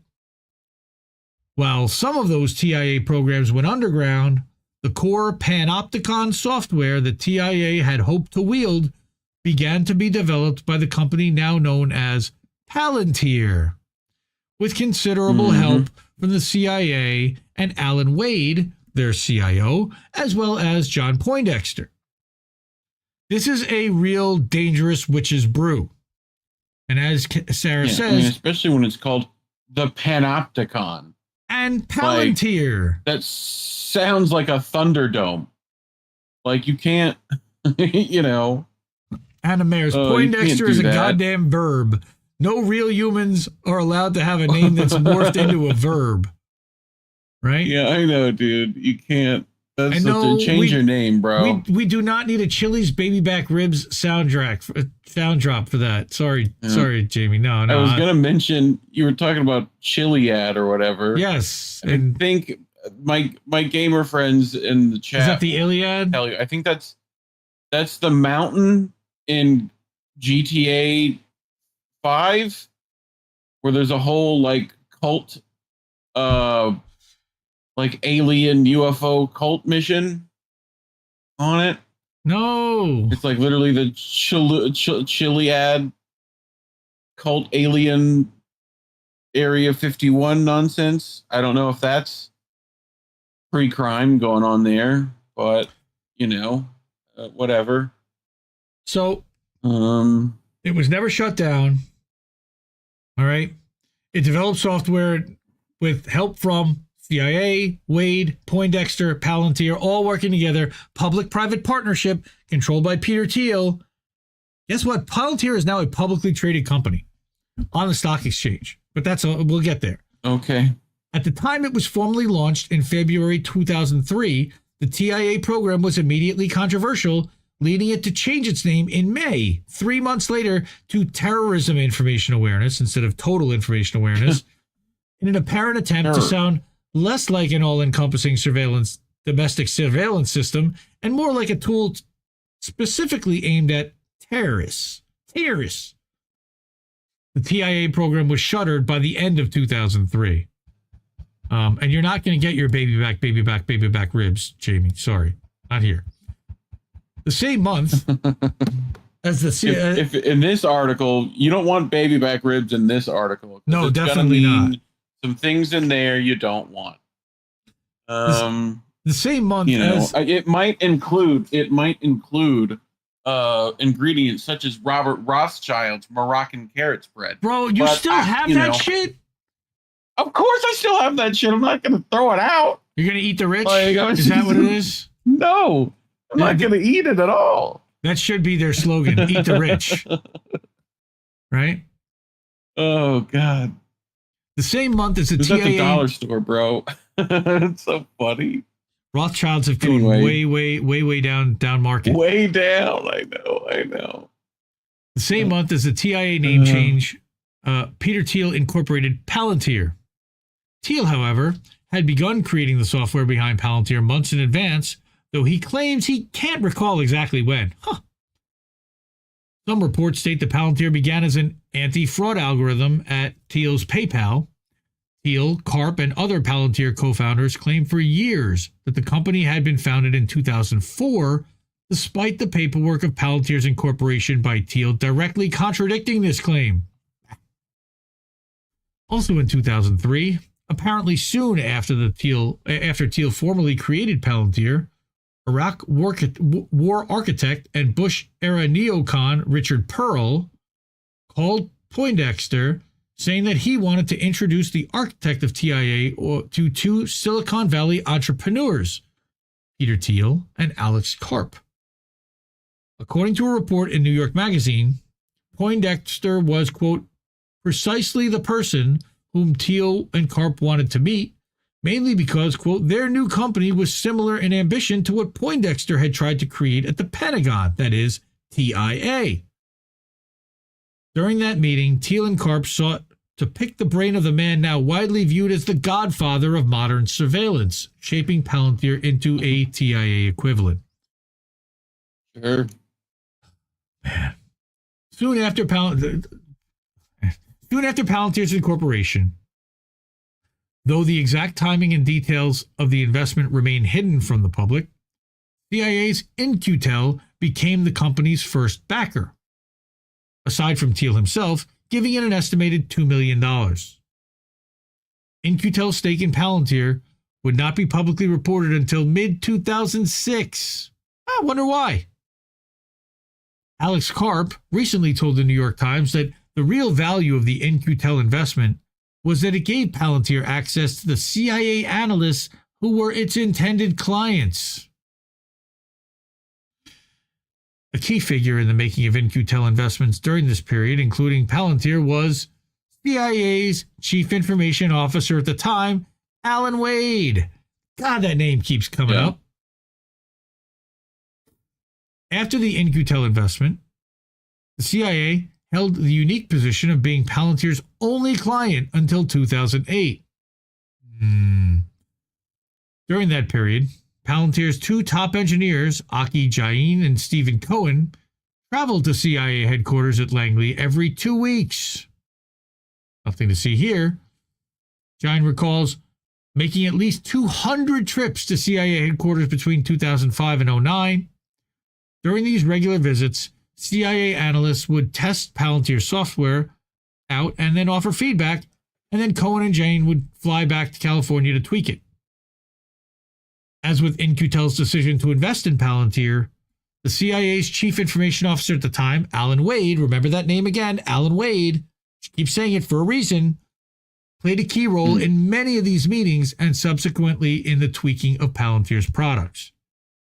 It should come as no surprise then that there is an overlap between Palantir's products and the vision that Wade and Poindexter had held for the failed TIA program. Because he's the link. The extensive overlap between the two is detailed in previous Unlimited Hangout investigations about Palantir's Tiberius race and the public health panopticon is the article, and you see that was from February. The benefits in repurposing the public-private TIA into a completely private entity after TIA was publicly dismantled are obvious. For instance, given that Palantir is a private company as opposed to a government program, the way its software is used by its government and corporate clients benefits from plausible deniability and frees Palantir and its software from constraints that would be present if it had remained a public project. Yeah, proprietary source code and shit versus it being public and owned by everyone. Right? Here's a 2020 New York Times profile on Palantir, which noted that the data, which is stored in various cloud services or on clients' premises, is controlled by the customer, and Palantir says it does not police the use of its products. Nor are the privacy controls foolproof. It is up to the customers to decide who gets to see what and how vigilant they wish to be. How convenient. And I'll bet there's no backdoor for him to look at any of this stuff, right? I mean, it definitely doesn't. They've never provided something like, I don't know, an entire cloud service through a video platform that people could put their files and data into, but yeah, maybe host servers on. Well, not long after Thiel helped resurrect TIA as Palantir, another post 9/11 DARPA program was close to also seeking a private investor makeover, developed by Douglas Gage, a close friend of Poindexter's and a DARPA program manager. LifeLog sought to build a database tracking a person's entire existence that included an individual's relationships and communications, their phone calls, mail, their media consumption habits, their purchases, and much more in order to build a digital record of everything an individual says, sees, or does. LifeLog would then take this unstructured data and organize it into discrete episodes or snapshots while also mapping out relationships, memories, events, and experiences. Dude, this is so dystopian. LifeLog, per Gage and supporters of the program, would create a permanent and searchable electronic diary of a person's entire life, which DARPA argued could be used to create next-generation digital assistants and offer users a near-perfect digital memory. How great, folks! You'd never forget a thing ever again. Every time you were humiliated, you could never let that memory go. Gage insisted, even after the program was shut down, that individuals would have had complete control over their own data collection efforts, as they could decide when to turn the sensors on or off and decide who will share the data, In the years since then, analogous promises of user control have been made by the tech giants of Silicon Valley, only to be broken repeatedly for profit and to feed the government's domestic surveillance apparatus, which we all know of. All right. Yeah, it's really brutal. The information that LifeLog gleaned from an individual's every interaction with technology was to be combined with information obtained from a GPS transmitter that tracked and documented the person's location, audio-visual sensors that recorded what the person saw and said, as well as biomedical monitors that gauged the person's health. Like TIA, LifeLog was promoted by DARPA as potentially supporting medical research and the early detection of an emerging epidemic or pandemic. All of this stuff, okay, this is what Whitney gets into. It's really like the deepest of the weeds where people are trying to control thought and control behavior and figure out how do we do that. And maybe it's engineering a pandemic, allegedly safe and effective. Critics in mainstream media outlets and elsewhere were quick to point out that the program would inevitably be used to build profiles on dissidents as well as suspected terrorists. Combined with TIA's surveillance of individuals at multiple levels, LifeLog went farther by adding physical information like how we feel and media data like what we read to this transactional data. One critic. And how does that make you feel? How does that make you feel? Very, very invaded. That's what it makes me feel. Violated is how it makes me feel. It probably stems from your relationship with your mother. It might, maybe even my father. But Lee Tien of EFF warned at the time that the programs that DARPA was pursuing, including LifeLog, have obvious, easy paths to Homeland Security deployments. At the time, DARPA publicly couldn't have any Jesus Christ. Okay. Yeah, go ahead. DARPA publicly insisted that LifeLog and TIA were not connected, despite their obvious parallels, and that LifeLog would not be used for clandestine surveillance. Sure. No. However, DARPA's own documentation on LifeLog noted that the project will be able to infer the user's routines, habits, and relationships with other people, organizations, places, and objects, and to exploit these patterns to ease its task, which acknowledged its potential to use as a tool of mass surveillance. Yep.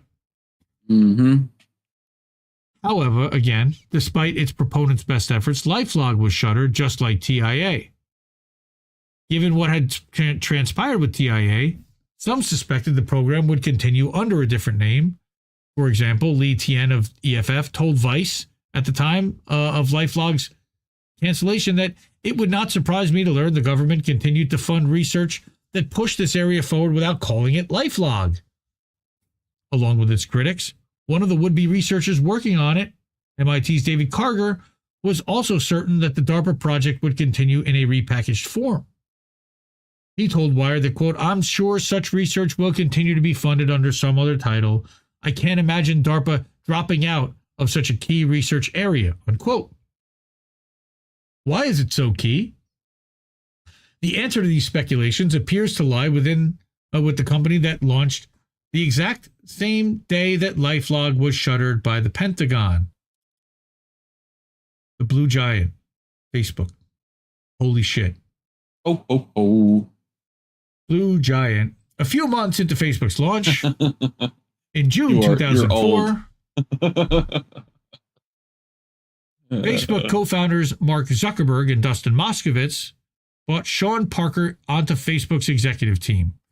We now know that whole story. Parker, previously known for co-founding Napster, later connected Facebook with its first outside investor, Peter Thiel. Now, I don't know how accurate the story of the social network goes, but Parker definitely got them the meeting with Peter Thiel and got them, I think it was a $50,000 investment. As discussed, Thiel at the time, in coordination with the CIA, was actively trying to resurrect at least one controversial DARPA program that had been dismantled the previous year. Notably, Sean Parker, who became Facebook's first president, had also had a history with the CIA, which sought to recruit him at the age of 16, soon after he'd been busted by the FBI for hacking corporate and military databases. Thanks to Parker, in September 2004, Thiel formally acquired $500,000 worth of Facebook shares and was added to its board. It wasn't 50,000, it was $500,000. And that's when they pushed out Eduardo Saverin, by the way. Parker maintained close ties to Facebook as well as to Thiel, with Parker being hired as managing partner of Thiel's Founders Fund in 2006. Thiel left the Facebook board, which he had joined in 2005, in 2022 to focus on supporting Trump-aligned candidates, including JD Vance. Okay, again, Peter Thiel leaves Facebook board to back candidates like Vance, who's now the VP under Trump, or at least VP nominee. Yay. Yay. Further incestuousness, Thiel and Facebook co-founder Dustin Moskovitz became involved outside of their social network long after Facebook's rise to prominence, with Thiel's founder fund becoming a significant investor in Moskovitz's company Asana in 2012. Thiel's long-standing symbiotic relationship with Facebook co-founders extends to his company Palantir, as the data that Facebook users make public invariably winds up in Palantir's databases and helps drive the surveillance engine that Palantir runs for U.S. police departments, the military, and the intelligence community. Thanks, folks. And we're giving this all for free. Facebook data also feeds another Thiel-backed company, Clearview AI. Notably, even LifeLog's architect, Douglas Gage, has publicly commented on Facebook's similarities to the program he had once hoped to lead. In 2015, he told Vice that Facebook is the real face of the pseudo-LifeLog at this point. He tellingly added, "We've ended up providing the same kind of detailed personal information to advertisers and data brokers, and without arousing the kind of opposition that LifeLog provoked, precisely because it is now a private company and not a project housed at DARPA." Captain James T. Kirk, pseudo lifelog. I like it. Why do they always name this shit the worst? Like, why do they do that? Because this is what she does. Like, I'm sure. Like, thank you, Sarah. Oh. Max Azzarello does not seem too far off now. Well, except he never references Whitney once in his entire research, in his entire volumes of everything, and that screams red flag at me. Mm-hmm. All right? I don't disagree with his premise. Yes, Jimmy's family was a cop. His father, his brother, his whole family was full of cops, if I remember correctly, Monarch. Yep. Welcome to people's families. You can't choose them. Palantir and their surveillance agenda under Trump. So, continuing Whitney Webb's article about JD Vance and why this is important. During the Trump administration, Palantir enjoyed an even more privileged status than it had under previous administrations, with Palantir gaining many new lucrative contracts, mainly with the military and intelligence, during Trump's first term. This was likely influenced by Thiel's presence on Trump's transition teams and the close role of Thiel associates in choosing key Pentagon appointees. And we covered that earlier. Not only that, but the broader agenda behind Palantir, the decades-long effort to create a pre-crime AI-powered surveillance system in the United States, also got significant boosts during Trump's first term. Remember, Trump loves funding cops. Yep. For instance, Trump's Attorney General William Barr quietly legalized pre-crime in the United States under the guise of detecting potential mass shooters before they commit any crime. The program, and that's going so well. They're always on people's radars. Absolutely. Bro, they're always. Especially if they're in water towers or on rooftops. The program called DEEP enables the DOJ and FBI to work with private sector partners to surveil people of interest that have committed no crime but are mobilizing towards violence. That's so dystopian again. At roughly the same time the program was announced, Barr was also pushing heavily for a government backdoor into consumer apps and devices, particularly those that utilize encryption. He also signed a data access agreement with UK then Home Secretary Priti Patel. She can fuck off too. That allowed both countries to demand electronic data on consumers from tech companies based in the other country without legal restrictions. Fascism was long since here, folks. Also during the Trump administration, an Israeli intelligence-linked company called Carbine 911 began to be installed throughout the United States in emergency call centers and has since spread throughout the nation. Carbine 911 was heavily funded by Peter Thiel's Founders Fund. Remember that Sean Parker was the first president of Founders Fund, and Trey Stevens sits on the advisory board alongside Michael Chertoff, who was the head of Homeland Security under George W. Bush, Kirstjen Nielsen, who was the head of DHS under Trump.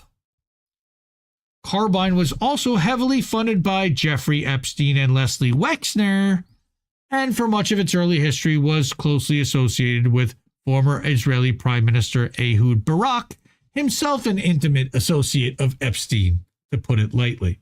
Yay. The incestuous just doesn't stop.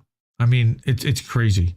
Carbine 911 and similar companies extract any and all data from consumer smartphones for merely making emergency calls and then use it to analyze the past and present behavior of their callers, react accordingly, and in time predict future patterns, with the ultimate goal of smart devices such as smart street lamps making emergency calls to the authorities as opposed to human beings because they get so good at detecting crime or knowing when crime was about to happen. Ma'am, I'm going to have to ask you to calm down before we have to arrest you. Oh, my God. Data obtained from these software products, which are slated to be adopted nationwide as part of a new national next-generation 911 system, are, of course, shared with the same law enforcement agencies now implementing the bar-designed National Disruption and Early Engagement Program to target individuals flagged as potentially violent based on vague criteria. Like, for example, if you indicate that you have an affinity for guillotines, maybe. Inflatable ones. Inflatable. In video games. Combined with inflatable ones. That's right. Combined Big balloons. with the domestic terror framework released during the Biden administration and the definition of domestic terrorists now encompassing those who oppose U.S. government overreach and those who oppose any form of capitalism, like the Atlanta Forest Defenders, also including the World Economic Forum favored stakeholder capitalism and or corporate globalization. Nothing to worry about here, folks. Only approved protesting is allowed. The Trump administration, during the same period, also mulled the creation of a new health-focused agency modeled after DARPA, the proposed HARPA, which was promoted extensively to Trump by his son-in-law, Jared Kushner, and his daughter, Ivanka, as well as Trump's close friend and former NBC Universal president, Bob Wright. I think he died recently.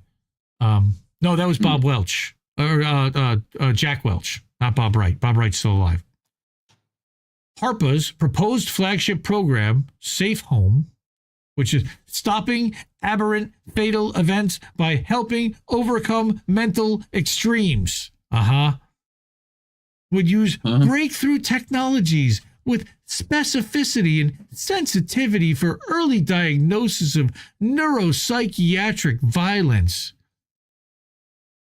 Will they be testing Trump on this shit? Specifically, advanced analytical tools based on artificial intelligence and machine learning, because we know that they're so good at this stuff. Oh my God. The program would have cost an estimated $60 million over 4 years and would use data from Americans' social media accounts as well as Apple Watches, which I have on my wrist right now, Fitbits, Amazon Echoes, and Google Homes, which I will not allow in my house, by the way. Silly, but I won't allow those stupid devices. and also other consumer electronic devices. Of course, my phone is also listening all the time, but that's just silly. Yep. The program would also collect information provided by healthcare providers to identify who may be a threat. Wait, what? How could somebody potentially be a threat? Well, that would be the COVID angle, I'm guessing. Though HARPA was not created under the Trump administration, Trump reportedly reacted very positively to the proposal and was sold on the concept. Well, he gets sold on a lot of stuff and then he gets unsold on a lot of stuff too. I don't know what that really is significant, but if Whitney's saying so, it means something. In addition, before the proposal was known widely, Trump had called on big tech and specifically social media to collaborate with the Justice Department to create software that stops mass murders before they happen by detecting potential mass shooters before they can act. I don't know how they plan to do that, other than telling the FBI not to stoke their violent criminals. But, however, allegedly, Trump ultimately passed on creating HARPA, which was ultimately created during the Biden administration as ARPA-H, underscoring the bipartisan nature of this agenda. Because you know what the word bipartisan means, right? Yep.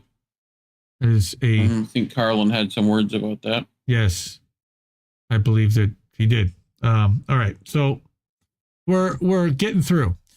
Are Peter Thiel backed intelligence contractors MAGA?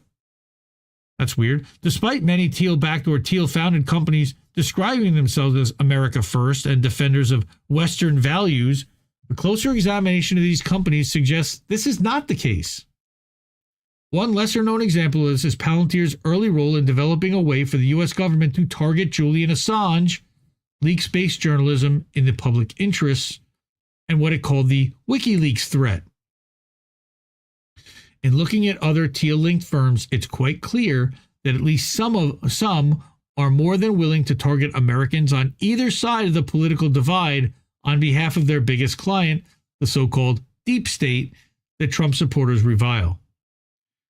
Take, for example, the Thiel-backed Clearview AI, which claims to now be able to identify every person in the world using its advanced facial recognition system.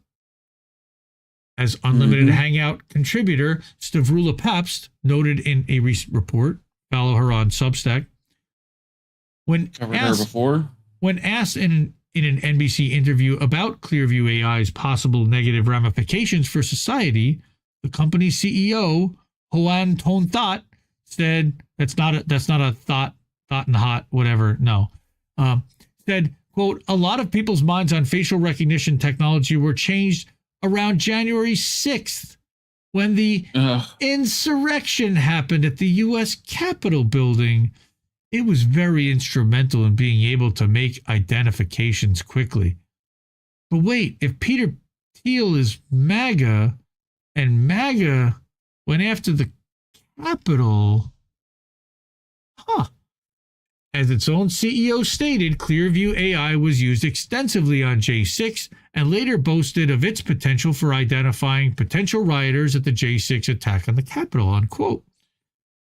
In a 2023 interview, a New York Times reporter, Kashmir Hill, added that not only was Clearview AI used at the Capitol that day, but also in the days and weeks that followed to identify alleged rioters.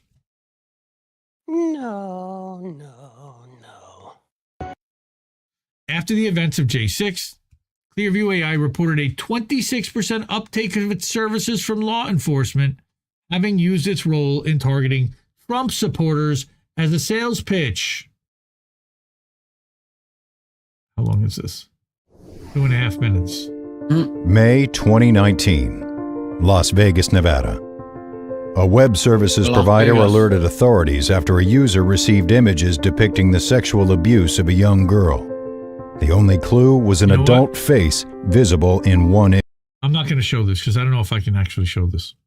And we're in trouble right now. Clearview AI is not the only Thiel-linked company willing to target Trump space, as Palantir's co-founder and current CEO Alex Karp is obsessed with his longtime fear that the far right is going to murder him for his ethnic background. That fear, per Karp, propels a lot of the decisions made at Palantir. I still can't believe I haven't been shot and pushed out the window, he told the New York Times in 2020. The author added that if the far right came to power, Karp said he would certainly be among its victims. Who's the first person that's going to get hung? You make a list and I'll show you who they get first. It's me. There's not a box I don't check. He's super paranoid. Then in 2023, Karp stated during an interview at the World Economic Forum annual meeting that we built PG, or proprietary software, which single-handedly stopped the rise of the far right in Europe. Given that the labels of far right as well as far left are often misused to describe those on either side of the political spectrum that do not subscribe to or support official narratives, it's worth asking if far-right Karp claims to have stopped referred to people who actually deserve the label, or right-leaning populism, given populism of any flavor is a threat to Palantir's benefactors in the corporate world and in the U.S. national security community. Just expand what's a threat. Everybody's a threat. That's Alex Karp at 2016 Bilderberg, apparently.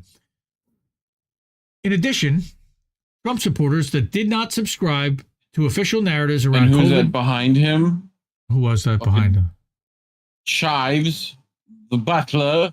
Of course. It is Downton Abbey. Of course, sir. Like, what the fuck? Excuse me, sir. You've dropped your dignity.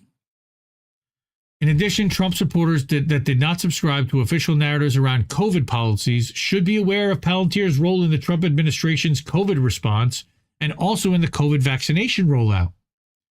During COVID, Palantir developed Tiberius, which was used by Health and Human Services to help the federal government allocate the amount of vaccine each state would receive, and also to decide where every allocated dose would go, from local doctors' offices to large medical centers. Why? Tiberius, and by extension Palantir, collected all the COVID-19 and healthcare data from U.S. government agencies, local and state governments, pharmaceutical firms, vaccine manufacturers, and companies contracted to act as vaccine distributors. They then sat at the middle of all of this. Palantir was also provided Americans sensitive health information by the Trump-era HHS, as well as a wide range of demographic, employment, and public health data sets in order to help identify high-priority populations to receive the vaccine first. This couldn't have had anything to do with voting and where to restrict certain things or nothing. No way. Just totally due to health. But remember, during COVID, Palantir was also a member of the COVID-19 Health Coalition, whose other members included In-Q-Tel, which was Palantir's first funder, as well as Amazon, Microsoft, and Google, companies that all managed to somehow stay open. How about that? Yep. Palantir also managed the HHS Protect database, a secretive database that hoarded and still hoards information related to the spread of COVID-19, gathered from, quote, more than 225 data sets, including demographic statistics, community-based tests, and a wide range of state-provided data. At the time, HHS Protect was criticized by several public health experts and epidemiologists, among others, because of the sudden decision by the Trump-era HHS to force hospitals to provide all data on COVID cases and patient information directly to HHS Protect, and thus to Palantir. Doesn't that violate HIPAA? Hospitals were threatened with the loss of Medicare or Medicaid funding if they declined to regularly feed all of their COVID-19 patient data and test results into the HHS Protect database. I wonder if Pfizer was paying to be involved in that database. What do you think? Palantir declined to provide any information on any of the safeguards it had in place to protect Americans' health data in any of its HHS-related programs, despite requests to do so from senators and congresspeople. That's a problem, but they're above the law. They am above the law. HHS Protect also later incorporated HHS Vision, which is an AI-driven predictive component. You know these assholes love their predictive analysis, which uses pre-written algorithms to simulate behaviors and forecast possible outcomes. Like tabletop exercises that could potentially game out whether a laptop was real or not, or how companies would react to it. But this is applied to a health scenario. Aspects of HHS Protect share remarkable similarities with the scrapped Total Information Awareness subprogram known as biosurveillance. So basically, what would happen in a pandemic, but this is given the data that's on everybody's person with their devices and even their clothing, you would be able to assess everything about them, what they're saying, and what their intentions are, and what their plans might be. It's really fucked up. Oh, night, Sarah. I know this is a long one. Not only that, but a longtime consultant of Palantir, Avril Haines, and we know her very well, was a key fixture at the controversial pandemic simulation in late 2019 that was tied to previous intelligence-linked biosecurity events like the 2001 anthrax attacks. Now, Avril Haines, who is she? She's a former CIA deputy director who worked very closely with her superior, John Brennan, at CIA, including during the times that Brennan illegally surveilled Trump associates during the 2016 election cycle, and then helped propagate and develop the Russiagate narrative, which Haines is now conveniently resurrecting. Haines, shortly after participating in Event 201, joined the Biden administration and has been serving as the administration's top intelligence official, the DNI, since Biden took office in January 2021. So Palantir has literally had somebody sitting right there next to the president the entire time. Palantir is also controversial among the American left for its role in using big data to facilitate ICE raids on migrants and its decision to pilot its predictive policing, i.e. pre-crime functionality in low-income minority communities. My guess is they're going to start using drones for that sooner rather than later, both the dog ones and flying ones.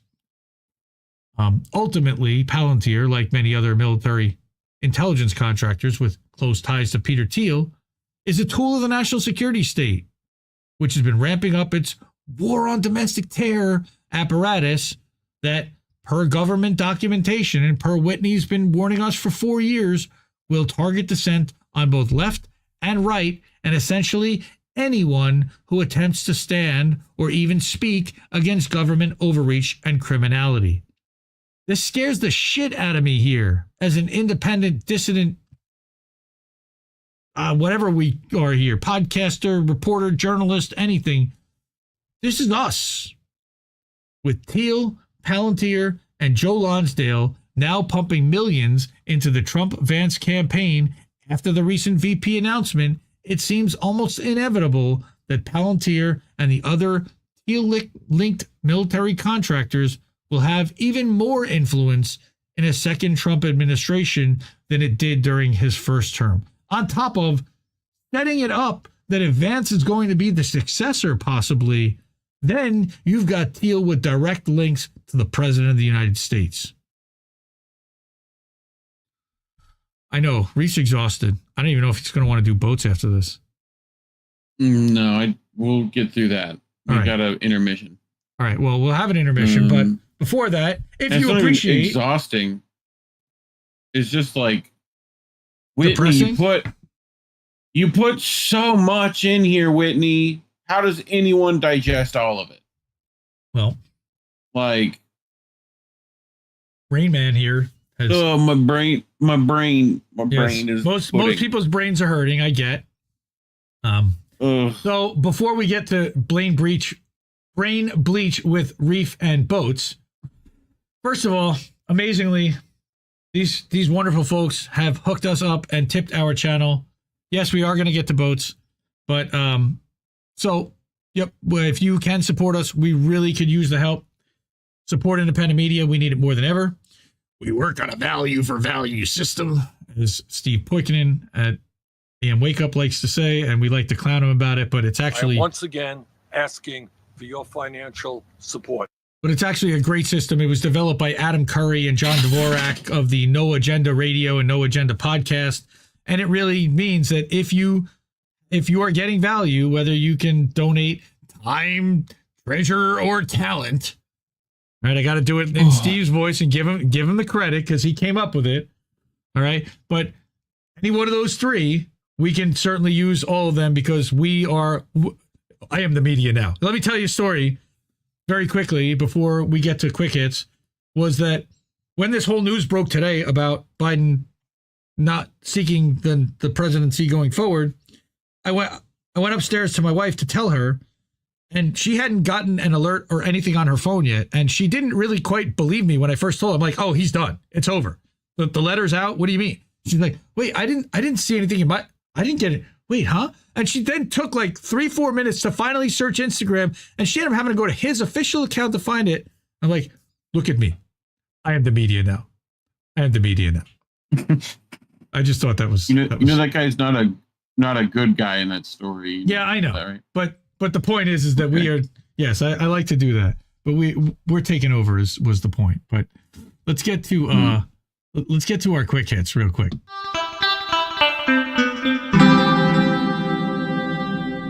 Who are these people? Yes, Natalie Williams. You did hear that Trump might actually appoint Jamie Dimon to be treasurer of the Fed. Treasurer secretary, not Fed. Unless that might have been. I thought it was Larry Fink. Pete Buttigieg as transportation again. Maybe. One can only hope. All right. We talked about David McBride a few weeks ago and how he was convicted and sent to jail for 5.5 years for whistleblowing on war crimes in Afghanistan, in Australian soldiers, SAS soldiers, war crimes in Afghanistan. He was a lawyer. We got an update from his team that he's been in jail for 64 days, but due to immediate concerns for his safety, we can't say more except to say that his situation is grim. No access to natural light and restricted contact with his daughters. I don't know why. Help free David McBride by donating to his fundraiser. And there's a link there. And again, we'll have a link to this tweet after the show's over. Probably in the morning. And Misty also did a vigil last night on her Action for Assange and her bitch channel to talk about this as well. With Sleepy Josh. So that's one quick hit. Then, of course, friend of the show, Fiorella. For those who don't know, Fiorella's YouTube channel, her new YouTube channel that I actually helped develop the trailer for, was taken down unceremoniously by YouTube. And even after appealing, she has said that they are not going to reinstate her channel. We won't be putting it back up on YouTube. Fuck you. Like, what? I won't stop trying to expose them, and I won't just leave. But this won't stop anytime soon. I know I'm not alone, but this is reminiscent of a fascist downfall. Don't accept it. And follow Fee on Rumble. Please, Fee. Come on. And on Telegram. Yeah. Wait, where's... What? That's it. I don't know. I had another one. Fee. That's it, Fee. Anyway, so there's the Rumble channel. And then also, but there's more. Beyond Headlines was a new outlet that was just recently started. They created a YouTube channel, and they also had their channel removed. Well, Fiorella's name is was nowhere affiliated with it, nor was her email account. Yet they pulled this down. She's of the belief that they may even be looking and monitoring her face, which I don't know. Maybe looking for her. Which that would mean everybody. Every person who's ever had her on could be at risk. Right. So pretty fucked up. Yes, I'm guessing that Tina, she did hurt their fifis. And then, we talked about this a little bit, but we got a copyright takedown request from Al Jazeera. A week and a half ago, the last INN news that Reef and Colin did, they did a story where they were comparing the children's hospital bombing in Kiev to one in Gaza. And they used this Al Jazeera footage, which was 3 minutes of a 3.5 hour stream, by the way. A 3 hour and 15 minutes. I only used a minute and 20. Right, a minute 20, not even 3 minutes. All right. And they not only put in a takedown request on our live stream, but then Reef had done the editing and had made a clip. He edited and uploaded the clip to our studio, but never published it. It was still sitting there as a draft.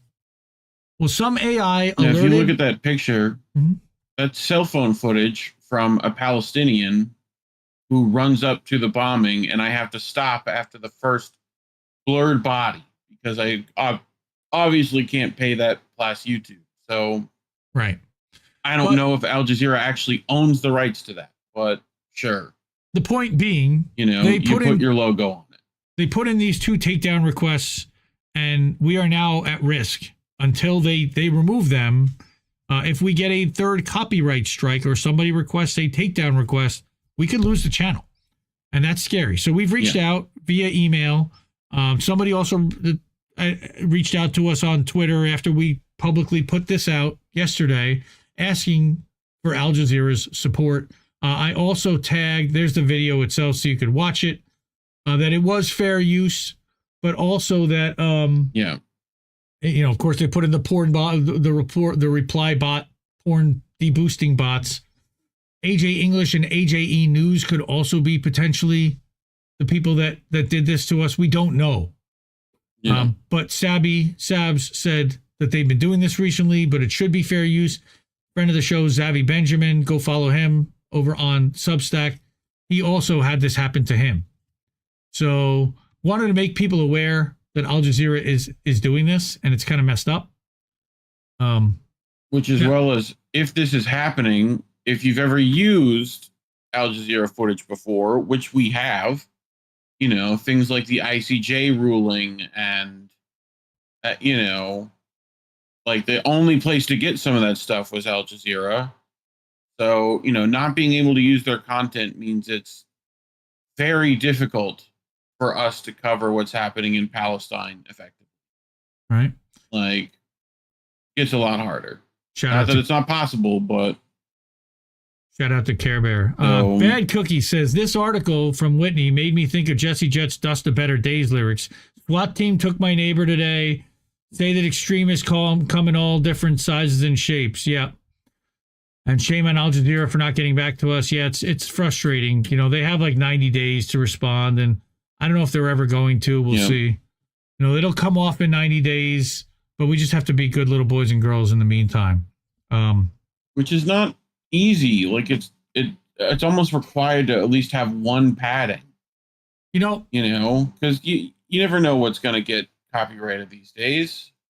So I'm sure our friend the Dissident, who wrote 2 articles this past week, his second one was about JD Vance and asking, is he America first or Israel first? And looking at his Israel history and policies.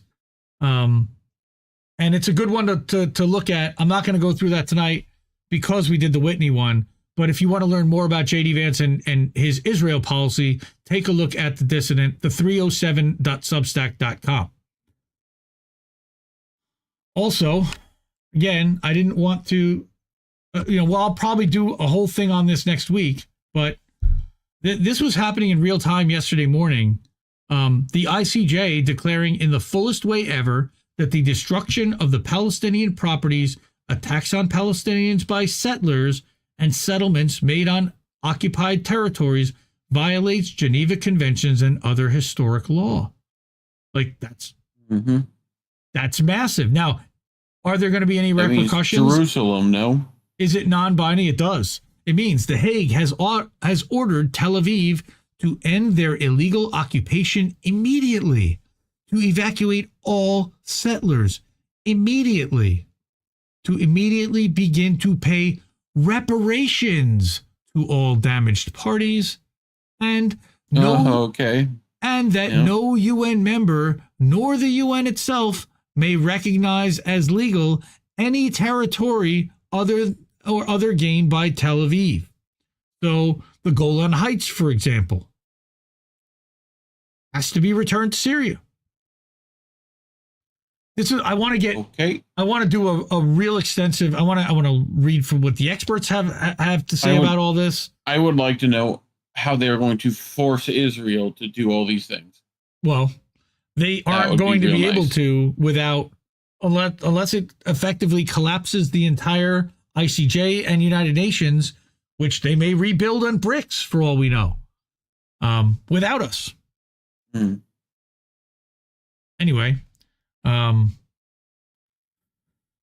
Also, according to the ICJ, the American embassy in Jerusalem is built illegally on Palestinian land. Today's ICJ opinion confirms that Jerusalem is 100% Palestinian land. Jerusalem has always been the heart of Palestine and will always be part of Palestine. That was Suleiman's post about that. And I did mention the Bernie thing real quick because I thought it was important. He put out this report, and we know Bernie's full of shit, and he's a gaslighting scumbag who's turned his back on all of us on the left. And he usually comes in to save the bosses when it comes to a labor action. However, he did something okay here, and I have to say that he did. He put out a report about Prime Day workers and going after Jeff Bezos and Amazon, and how Amazon continues to treat its workers as disposable. Incredibly dangerous conditions at Amazon. They're talking 50% or more than 45% injuries on Prime Day alone. Almost half of the entire workforce is getting injured on one day in 2019. What?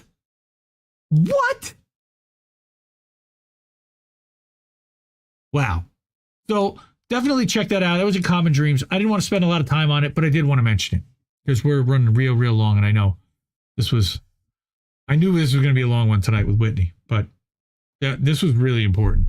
You know, this JD Vance thing and looking into the history of Peter Thiel, Palantir, Clearview, DARPA, HARPA, how it all connects and how it's going to connect to a potential Trump administration. Knowing is half the battle, folks. And we can start to educate the people around us that are going to be stupid about it because they're going to be brainwashed and lied to, and they're going to swallow those lies whole. And there aren't many people that can actually correct them with facts and truth and know what the hell's going on. And thank you for joining us here because you're going to be among them. And it just means that you're smarter than everybody else, really, just like Whitney. That's because we read Indie Media Award honorees here. And, check it out, indiemediaawards.substack.com. You can find all 70 honorees, outlets, streamers, journalists, video editors, and creators. They're all there. Support independent media because we need it more than ever. I'm going to go take a little bong hit, and then we're going to come back and do some votes. So stick around, but it'll be a different URL. You'll be directed to it on YouTube. Reef will drop all the links in chat. There'll be a new Rockfin. There'll be a new Rumble. And I don't know why we didn't go to Rumble tonight, but we will get that up there. But thank you, everyone. Yeah. I know thanks for sticking around and appreciate all the love and donos and everything.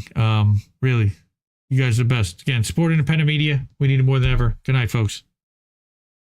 Keep listening to what boats have to tell you. Good night, fam. Mwah. Ciao, baby. No! We just fucking lost the stream! I think I liked it better being blind when I couldn't read between the lines and when I couldn't see the cracks in the structure that lay bare before me the whole time. I think I liked it better back when I suspended disbelief and swallowed pride. I thought I knew the difference in the red from the blue, but they both bleed us so dry.